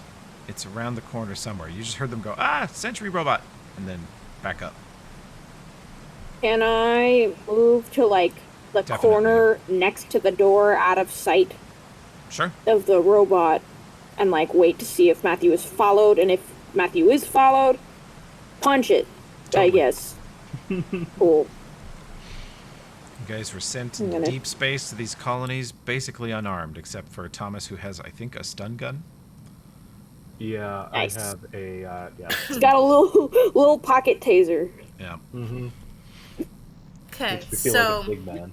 I Like a don't want scared to woman. destroy it, but I Yeah. want to stun it so we can still be able to pull information from it. I'm Okay. not too sure what features do that. You could, if you're willing to. Robot static. What's that?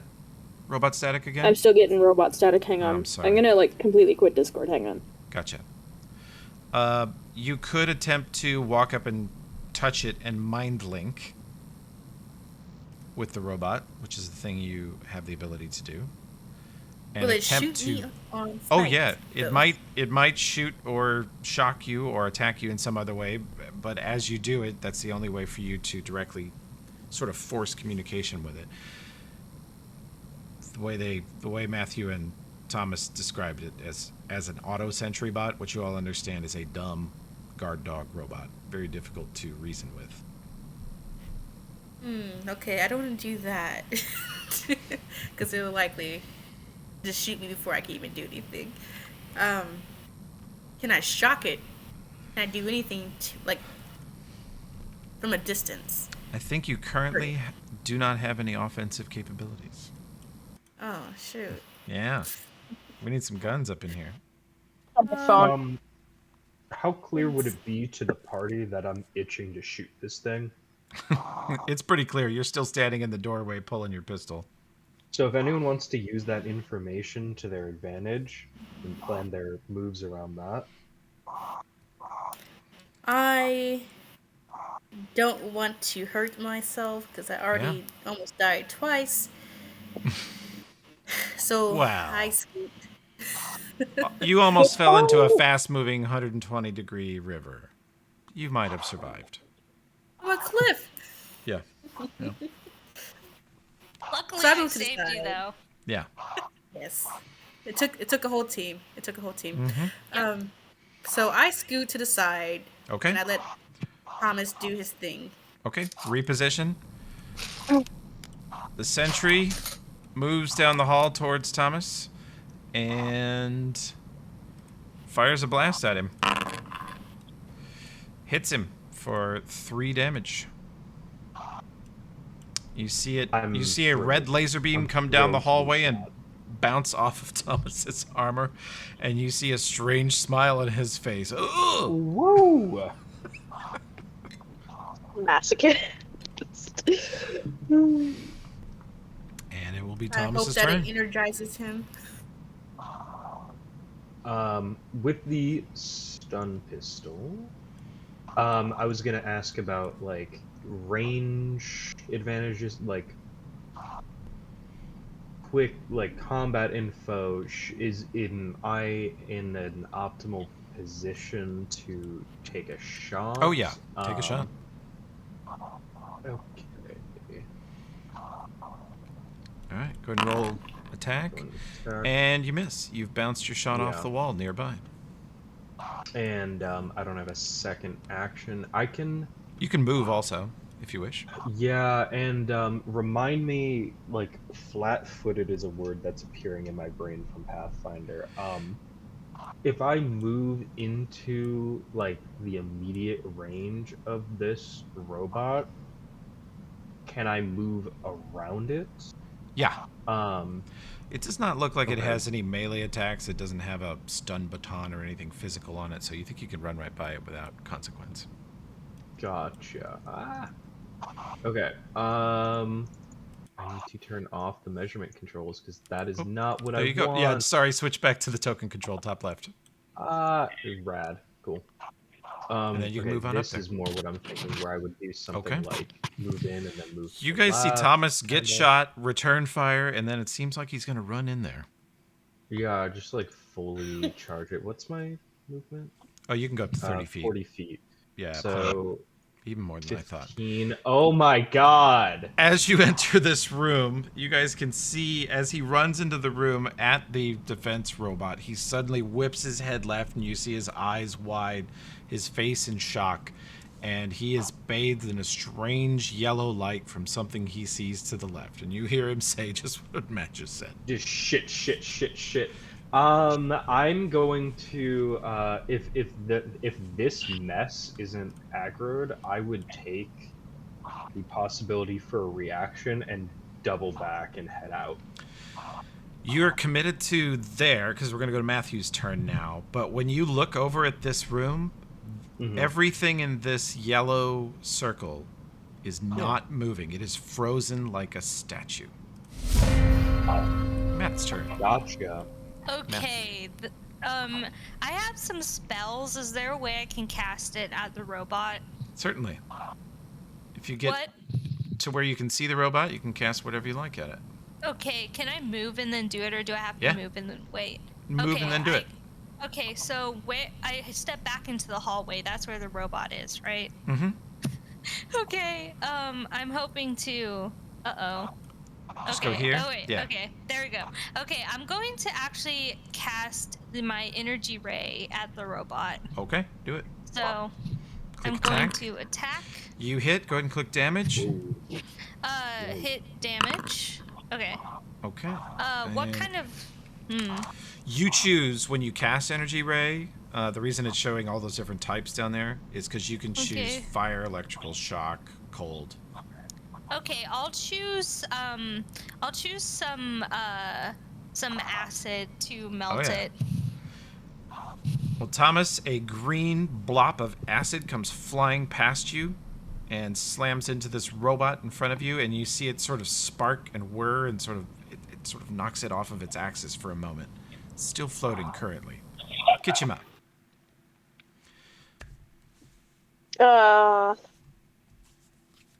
I'm trying to figure out what exactly I can do. Yeah, they didn't equip you for like hostile combat situations, which seems like an oversight on their part right now.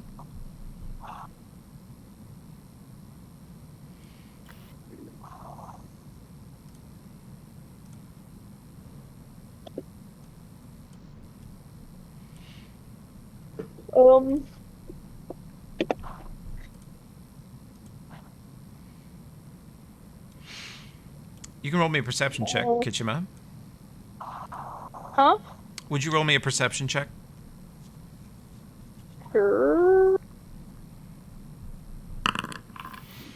Crap. 9. Well, you look around you, and there are some very, very basic like tools, like wrenches and other things, laying around the sides of the dynamos here. You could pick up one of those if you're thinking weapon is what you want. I was thinking improvisations, Sure. but it's very non-intuitive what exactly I could do. Oh, right. No, those are things you have to actually... That's class stuff we have to actually pick. You could actually try diplomacy on this thing, believe it or not. If you pull out use your security clearance and try to get it to scan it. Although it has been blasted with acid, so its demeanor's a little, locked into aggression, perhaps, but you could try. Should I do a diplomacy check? Sure. You'll have to come up a little closer.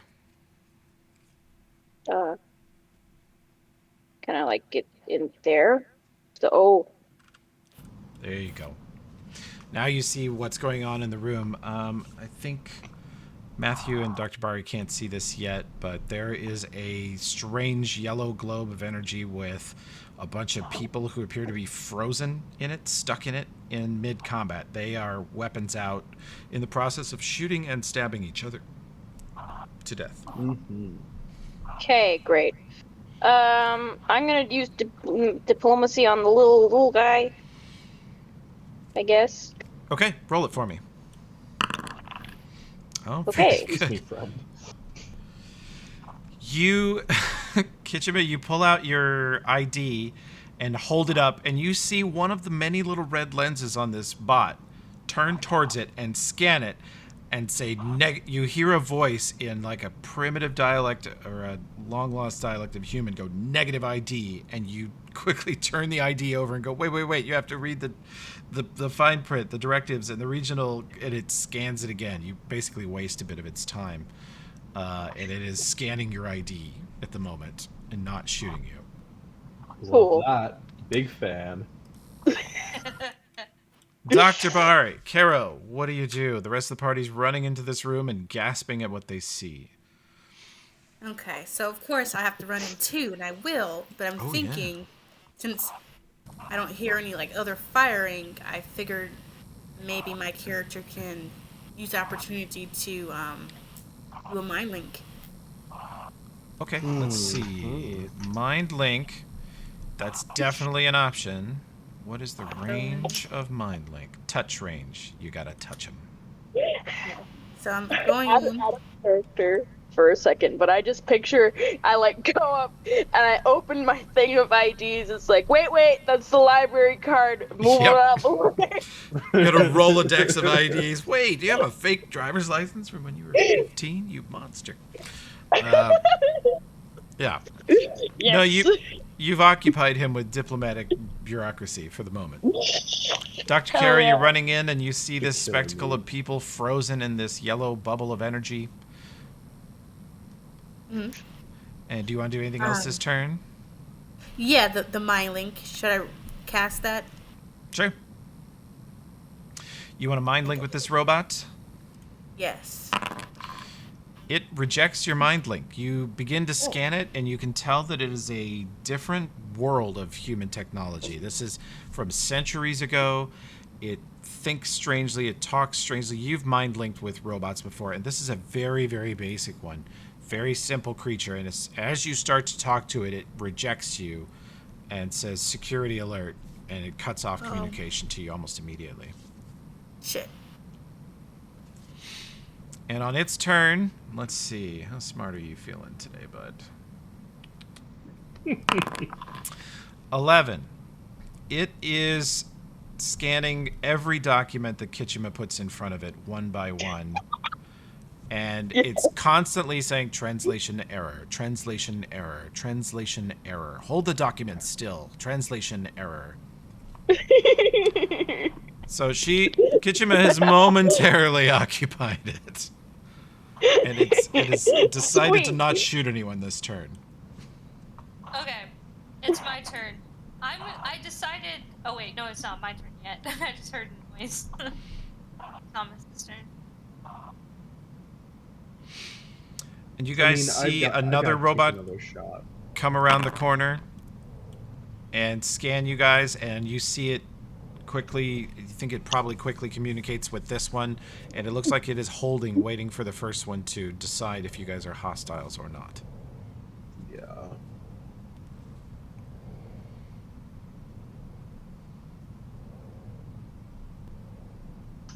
Yeah, no, I mean, like...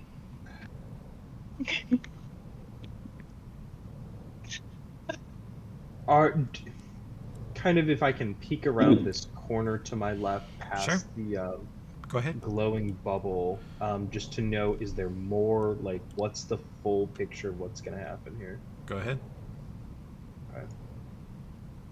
Okay. Perception, I assume? Oh, no, you can just move your token. You'll see. But Oh, you can for sure. perceive also. Okay. So Peeking around the corner, and I'm you see looking, that there's this robot is another- half in the yeah. globe and half out, and it is totally stuck, like it flew into a ball of molasses. God, it's... And these sentries, I'm looking at their pictures here, like, you said about the size of a beach ball. Yeah. How hard, even for, like, me, how hard would they be to physically restrain? You outweigh them by a lot. They probably weigh like 20 pounds and have some sort of limited flight drive, so you could grab them. And some sort of, like, laser projectile type They dealie? do. Their little shock laser is locked in the forward position. They actually aim by turning their bodies. So if you grab them, they're kind of unable to shoot. Oh my god, I'm gonna walk around behind this one and just, like, Aim it. sit on it. Just like, yeah, no, I think I'm fully just gonna sit on it. Like, Do you want to tackle that one? Okay, Yeah. Roll me a dex check. Oh wait, I just remembered my other skills. Let me double check that one of them are not going to trick attack is a full action, move your speed, make an attack. Doesn't really work.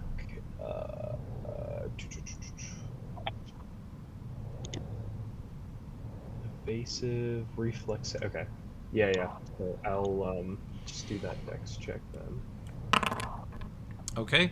You walk up and get next to it and throw your arm around it and find that you can overpower its flight drive pretty easily. You are holding it in an angle where it can't laser anybody. Yeah. Yeah. No, I just like just pick it up. Like, guys, I think we really. I think about putting it into the yellow field, but I'm like, should I save this one? I'm gonna go to this robot turn real quick. GM to players, we are over our normal allotted time. I'm fine with going a little further. If you guys are, we're obviously, as you can see, super close to introducing Mandy and Dreaming. I want to keep but going. if anybody's got to go right now, I totally understand. But I'm gonna. No, I can stay. Okay, we I'm can do the good. next little bit here. We'll do another 15 or 20 and see if we can get these characters introduced, right? Okay. This sentry is restrained by Tomas. It attempts to escape. It is in a tug of war with Tomas. You see it drag him a couple feet to the left, and he puts his foot on the wall to brace, and he's just sort of in a wrestling match with a flying dog. Super looking forward to just like suplexing it next turn. Okay. I'm gonna check to see what's going on in there. Come on in. I'm gonna just move up in there. Yeah, please don't hesitate. Come on in. Foundry okay. will force you to I'm trying move. it. Yeah, Foundry Okay, won't let you cut now I corners through see walls it. at all. Yeah, Now I you see it. All. Okay, well, I am pretty close to the robot, so I'm gonna do the spell again. Okay. And I'm going to do cold this time. Okay. And do I hit attack or do I hit damage? Now, it is locked in diplomatic negotiations with Kitchima. If you shoot it, that will definitely restore it to combat. Okay, I'm not going to do that because I don't want them to think we're a threat.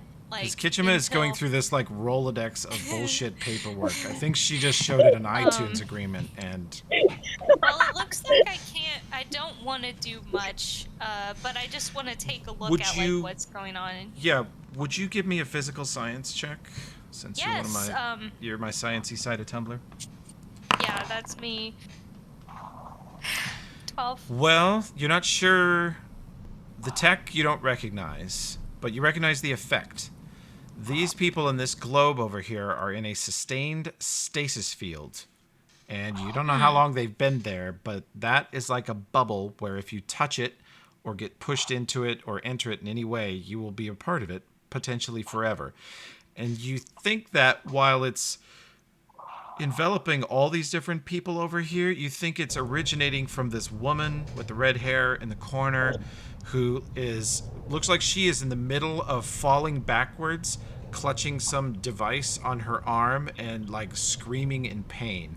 And this huge 7-foot-tall lizard creature in front of her that's armored is swinging a giant two-handed axe, and they locked in death combat with these 3 people to the south who are all dressed somewhat similar and appear to be trying to murder them.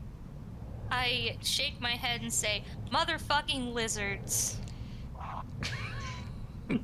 It is definitely a cousin of the Vesk from your homeworld. That's true. Your ancestral rival / Lizards. We're gonna deal with lizards. I know, right, Kitchima? It sucks. My uncle was killed by a lizard. The Pahtra, the Catfolk, and the lizard Vesk are from the same homeworld, which is Vesk Prime, which the Vesk dominate. And for eons, they did not treat the Pahtra very well. The Pahtra learned to be sneaky and avoid them, and they were very sort of oppressive. And then when the Vesk became spacefaring, so did the Pahtra, and that's mostly behind them. But yeah, and a couple thousand years ago, that was your mortal enemy. It's still like baked into my DNA that like whenever I see a lizard, I'm like distressed. Both the Pahtra just hunker down and hiss. Hello. Yeah, so that was my turn, I guess. Okay, well, for the moment, Kitchima I'm going to take us out of combat mode because Kitchima has rendered this one sort of bureaucratically paralyzed, and Tomas has a good hold on this other one for the Is moment. that not the worst fate? Yeah, it is. It's like... Bureaucratically paralyzed. Yeah, basically this robot here is going through the SIU hiring process. It's pretty brutal. That's so true. Crap. Yeah, Oh, Kitchima's like, I'm going to onboard you to death! So what I'm actually really proud of that. it's you're gonna have to sustain it for a bit because I think as soon as you quit talking to him, he may revert to aggression.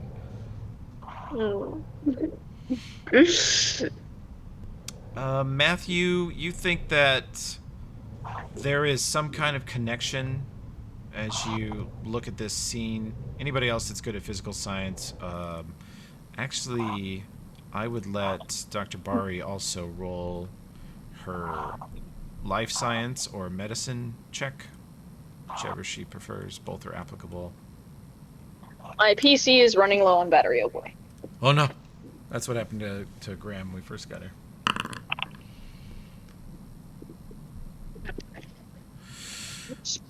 Goodness, Dejanay, you and Foundry. Natural 1. Matthew, also bad. Well, all you know is that this woman is the source of the yellow bubble, and that she is drawing power. Like, she is in the middle. You can see crackling electricity between these dynamos here and her body. And she seems to be in a great... looks like she's in a moment of pain. Is there anything that I can do? You could attempt to shut down or cut off those dynamos temporarily or permanently. You're afraid if you touch the yellow bubble, or at least according to Matthew, your scientist, if you touch the yellow bubble or enter it, you'll probably become stuck in it. Okay. Is there uh is there anything useful I can do? Hmm. I mean, you could attempt the shutdown, but currently Kitchima is doing a I pretty great know. job of occupying the robot. Is there anything I can do else with the robot? No, he's eventually going to probably either ask you to leave or attack again. Is your fear about him? He's in the moment, he's fairly docile. He's sort of scanning through. You've given him some longer documents to read. You may have accidentally given him some classified information, but Like- you know, these days everybody's doing it. It's like, oh well, these people are coming and invading my space, but I haven't had a book to read in like Kinda. what 300 years. Been bored in here. You almost get the Like, sense that bureaucracy is a huge part of this device's programming. interesting. Hmm. Um.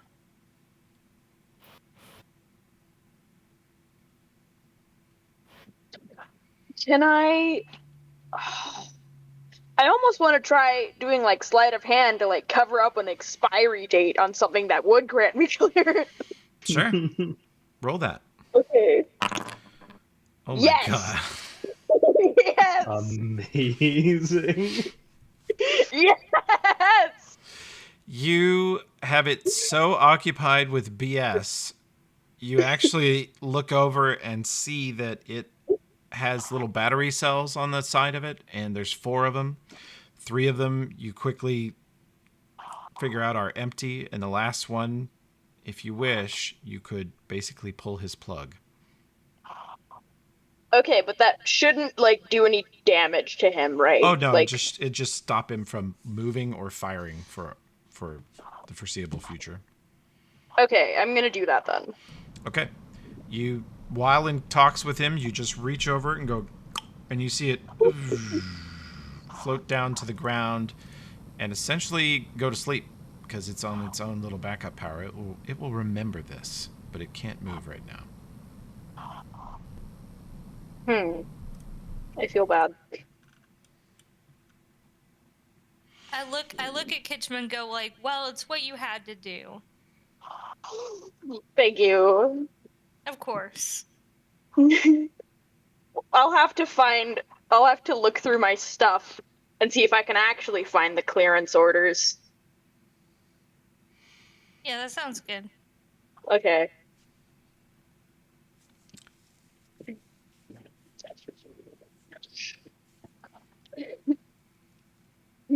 Okay. So Now what what? next? Yeah. Well, there must be some kind of way to disable the bubble. I am not convinced that that's a particularly great idea. However, I think we should learn about it a little more. Oh. But disabling it is super low on my priority list. Well, yeah, we should learn about it. This is something we didn't quite expect to find on this planet. Yeah. Something happened here, you know, mid combat, just looking at who's trapped in there. I appear to have a trained skill of sense motive. Can I try and figure out why these people are here? Sure. I'd actually like a culture check from anyone who buys the culture skill, too. So I do a sense motive and a culture check? Yep. Let me have both, please. Sense motive. Definitely the red-haired woman is in a panicked state. She is fearing for her life. She is armed. You see a large pistol on her hip, but she is not wielding it. So she is clearly trying to do something else to stop whatever's going on. The lizard in front of her, the lizard woman, is clearly a soldier, very heavily armed, and defending her. Probably her colleague or perhaps bodyguard. These 3 down here are in sort of ragtag outfits. Their faces are covered, and they are also packing pretty dangerous weaponry.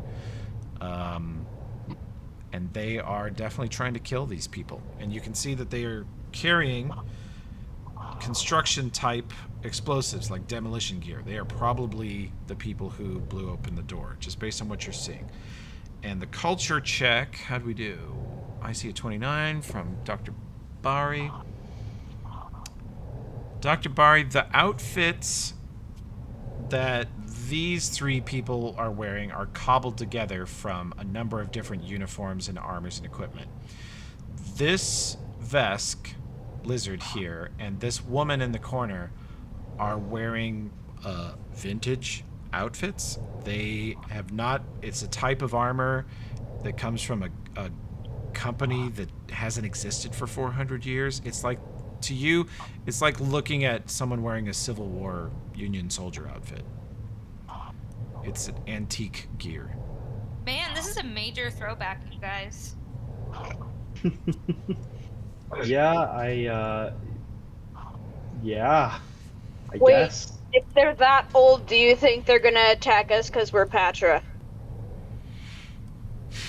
No, the I don't Vesk and the think they'll Pahtra have been at attack peace for us. 1,000 years. You're good there. I don't think they'll Okay. attack us, but they'll be real condescending. Oh, And now great. it's actually That must be appropriate terrible. to put the Bulkmaster. The armor that they're wearing is called the Bulkmaster 2. Hasn't existed, Interesting. hasn't been sold for centuries. Very old stuff.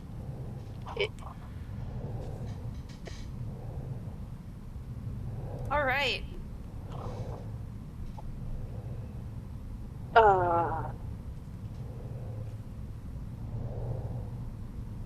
Trying to think about what we can do.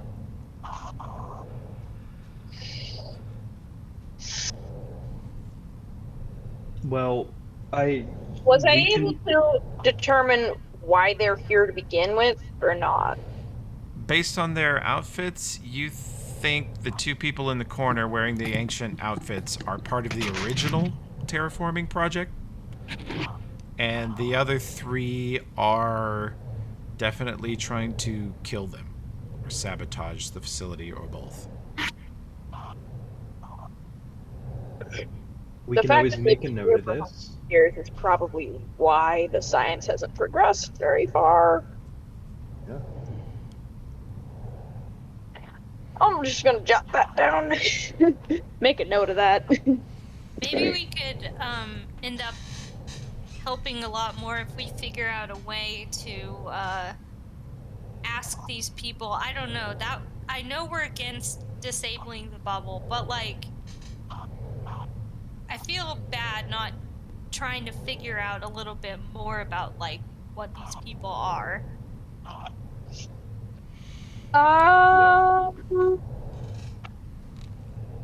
Yeah.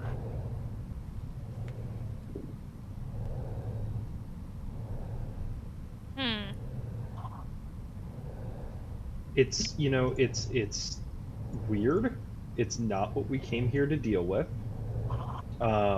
We can always come back, but I say, it's best not to be messed with by us in this particular moment. Kitchima, do you think if we did anything, would that violate the directive?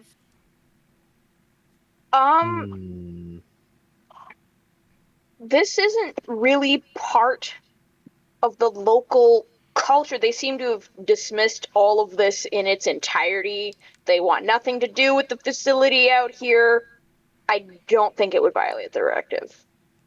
Okay, well, that makes me feel a little bit better.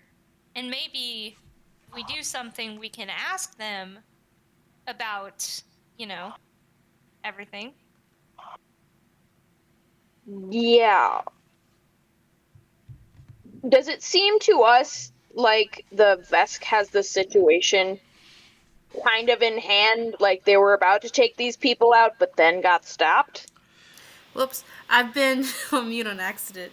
Oh. So I was saying, I want to mind link to this robot that's halfway in and halfway out. Okay. See what I can get from it. Okay. Will I be harmed because I know I can't touch the force field? But since he's halfway out, You can can I you can still do touch the that? part of him that's out and see if you can access his mind while it's stuck in there. Yeah, we'll give him a little boop. Oh, Okay. do I roll something after I touch that? I think you clicked. Let's do this. Mind link. Boom. Cast it. Then I get the save button. Then he rolls exactly the same 17 that he did last time and somehow resists your mind link. You get that he is caught in a state of security panic, and you get some quick images of explosions and these three people here with the goggles coming in and killing people left and right and damaging machinery as they go. And yeah, the general sense you get is that these two in the back are defending themselves and they have nowhere to retreat to. They're kind of backed into a corner here. I'm curious if we maybe disable the bubbles Hmm. and release the sentries that are outside and get them to re-engage with the three that are in there attacking the place.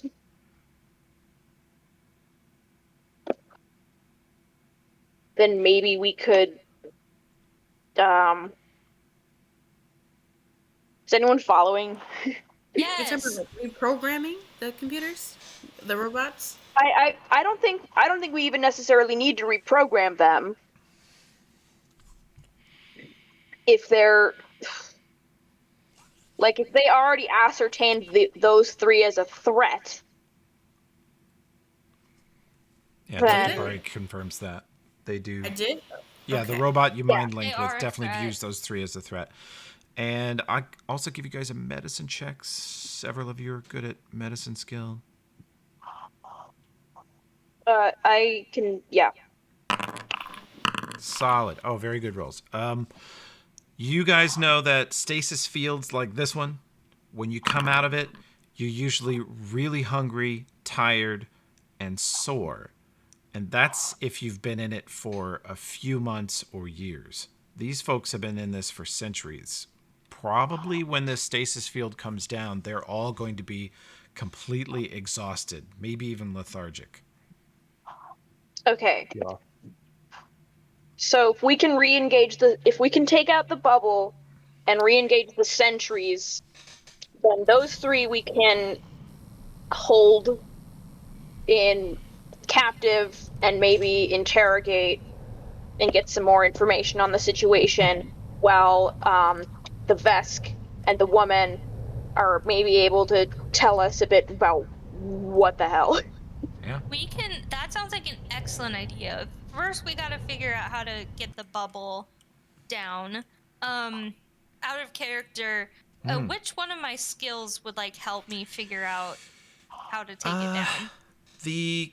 Normally in a modern power plant it would be a computers check. Everything would be controlled by computers. But Right. since the computers are behind locked doors somewhere and you're not sure where they are, you think you could actually temporarily halt whatever power flow is going into the bubble by disabling this machine here. Like engineering come throw a couple switches, shut down the connection to that other power bank on the west wall, and you think that would drop it.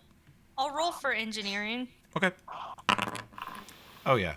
Yeah, you see a number of different places you could just shut down the whole power to this room for a second, and that would drop the field.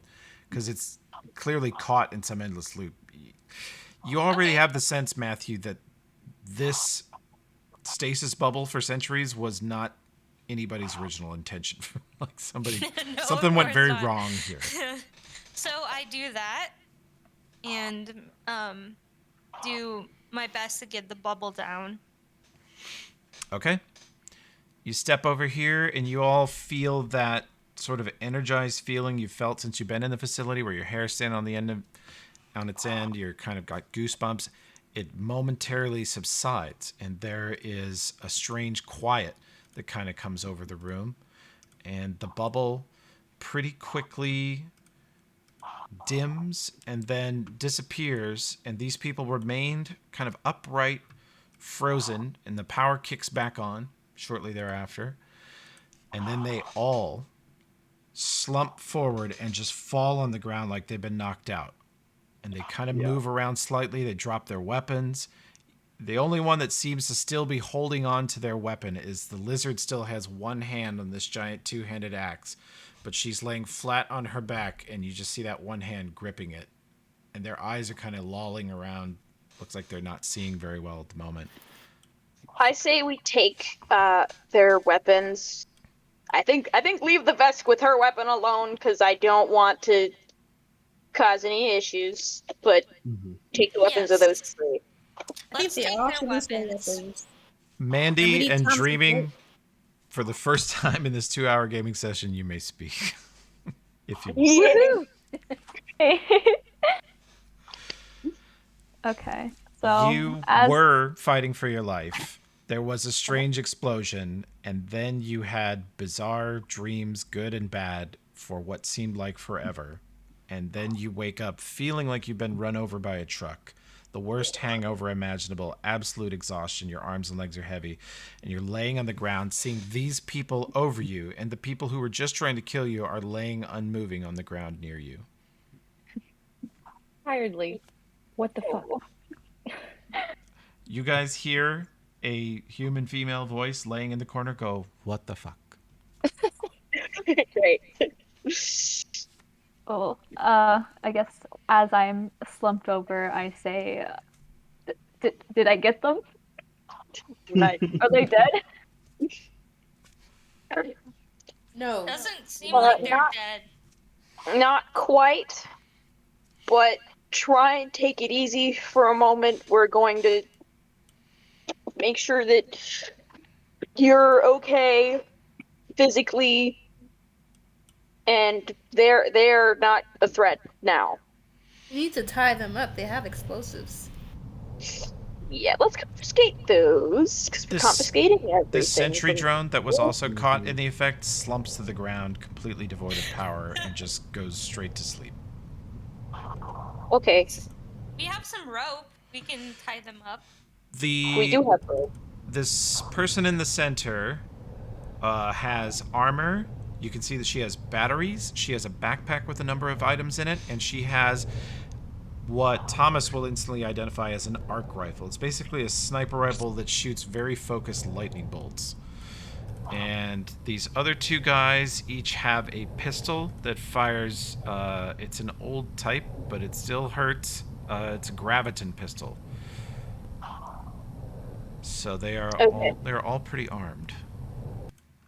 Who Take takes the what? pistol. You wanted to Dr. Bari takes a pistol. Yeah. I also take a pistol. Kitchima What's takes left a pistol. for me to take? I would say, Matthew, you should probably take, I'd like to take the backpack and get a look through it. I'll grab whatever other people don't take.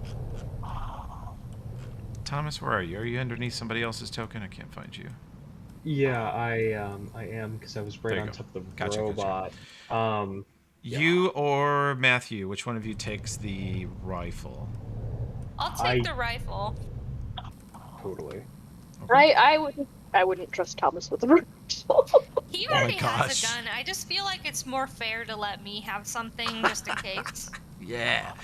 You notice that this is an old style arc rifle. It's very old, but this model is known to be pretty reliable, and there is a high capacity battery for it, which you also need.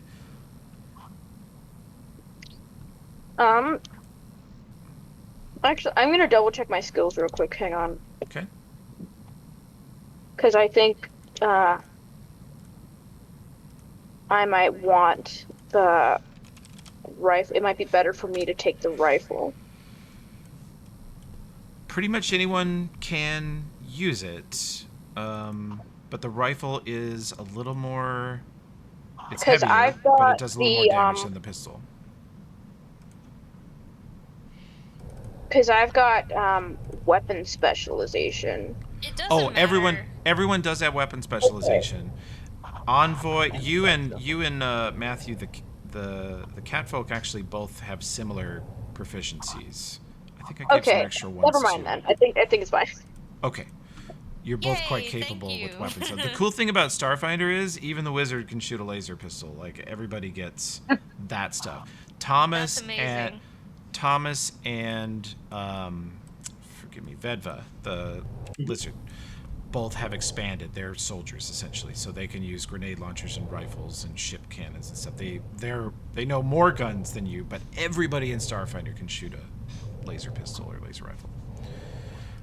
The bombs. Where do the explosives go? They've got frag grenades. Um, I I can't don't use an want them on me. explosive. I can Technically, take. Thomas and Vedva are the only ones who are super versed in it, but anyone can throw a grenade. Oh. I'll just take 1 or 2 just in case. Okay. Okay, I'm gonna take one for emergency reasons. The diplomat Also. with the frag grenade. I love it. Yeah. I've seen Alright. humans in movies sure like to throw these, so I'm pretty Okay. excited to try it.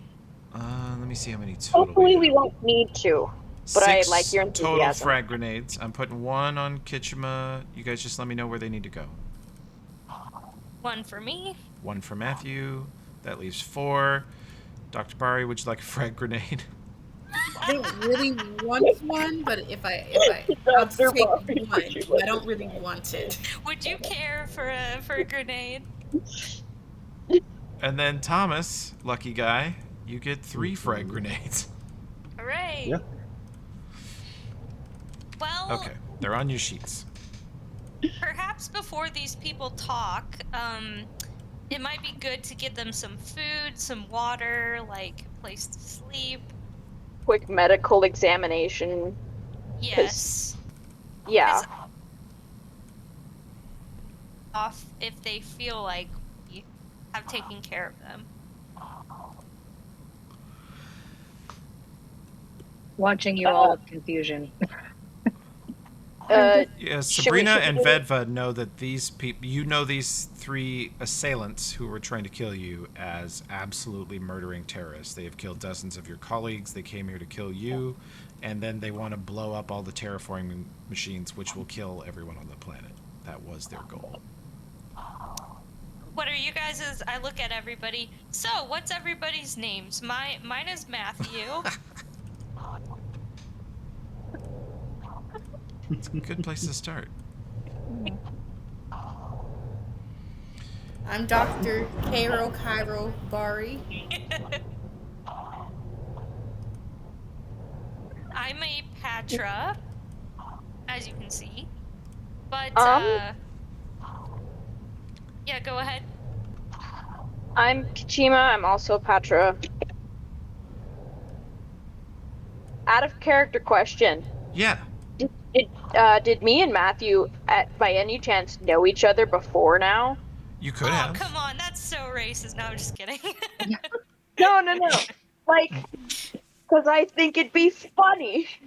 Oh yeah, we like at the university probably were like, oh my god, another Pahtra, hi. But I'm like totally obsessed with humans and I've gone totally native for human culture, so it's good to see you, but I'm just like, you don't watch TV? Are you kidding me? Well, I like reading. I don't know. Yeah. Okay, cool.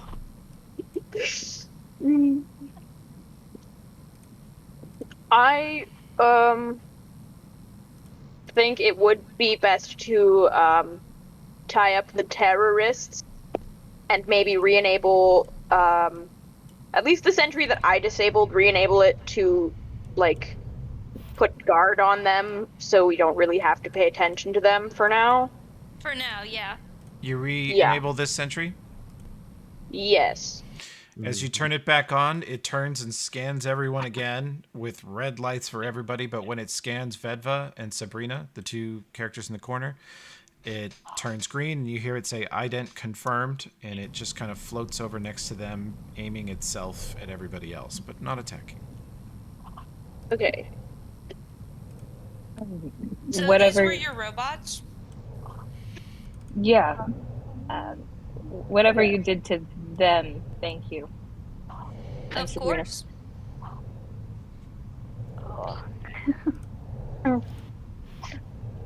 I have documentation that we are meant to be here. We are on a research mission. If you need to see any of that.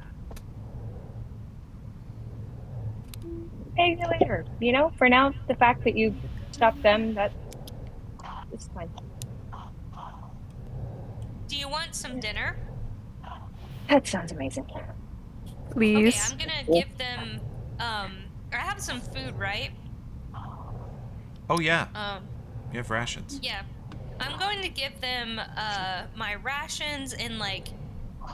It says I still have a cake in a cup. You do. I'm gonna give that to. I'm gonna split it in half and give it to one for the human and one for the. I forget their name. The lizard person. Vedva and Sabrina are Vedva and each. Sabrina. When you guys hover your mouse cursor over tokens, do you see the name? Yep. Okay, Yeah. good. I did I that was so we could trying all to think cheat of for a while. Vesk. I need to move the little map a little bit so I can actually wave over them without waving over my skills and stuff. Oh, right. Vedva and Sabrina, you are given some food, which looks like it's going to be very sweet, but then if you try it, it doesn't taste very sweet, but it is super nourishing. And as soon as you take a bite, your body, like your stomach grumbles and you feel ravenously hungry. Also, I have some rations. I'm gonna give you. I'm gonna give you guys half of my rations because I'm trying not to perish while I'm out here. Are they still hurt? Thank you. They are. Everyone here is actually slightly injured, including the terrorists who have some blaster marks on them. Interesting. They start talking, by the way, as you're tying them up. They wake up and they're going, have to destroy it. Destroy it. It's gonna kill us all. What do you mean? I ask. They're looking around the room trying to kind of regain their bearings. They seem like they're really struggling. They seem, frankly, very thin. Like they probably have not had a lot to eat in recent months. Been outside a lot. They look pretty worn. And they look around the room and see Vedva and Sabrina and they just sort of glare at them and look at you guys and go, "Who the fuck are you guys? Why are you here? You're not with them." We're not with anybody. I explain. Can I do a diplomacy check? Sure. Sweet. Very good.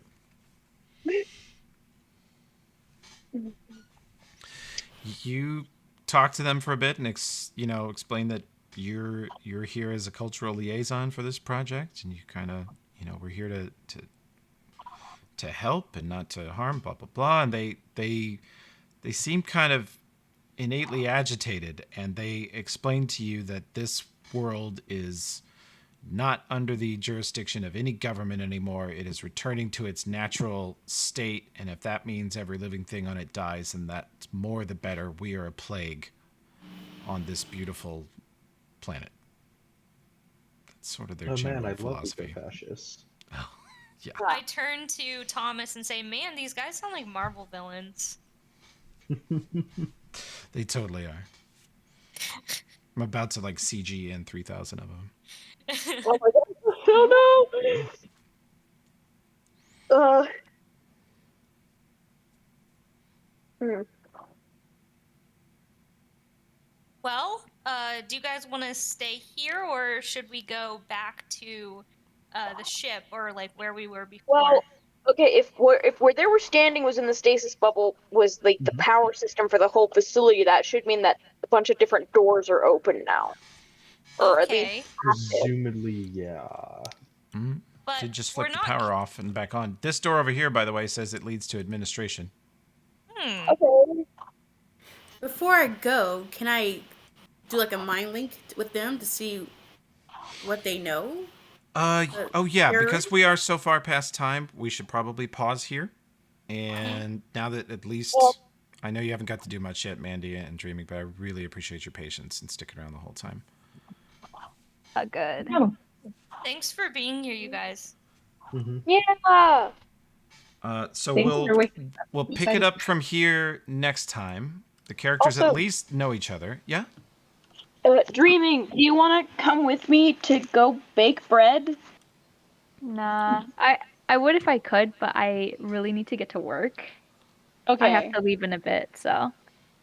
Okay. That's very wholesome, but we'll see you all back in the party chat, and you can have in-character and out-of-character discussions there. We can figure out who knew who for how long, and, you know, who has some maybe closet racial issues about Pahtra. And thank you, everyone. Yeah, way in the closet. So almost indetectable. Yeah. Thank you all for playing, and we'll see you in 2 weeks, I hope. See ya. Yeah. Bye. Bye. Bye.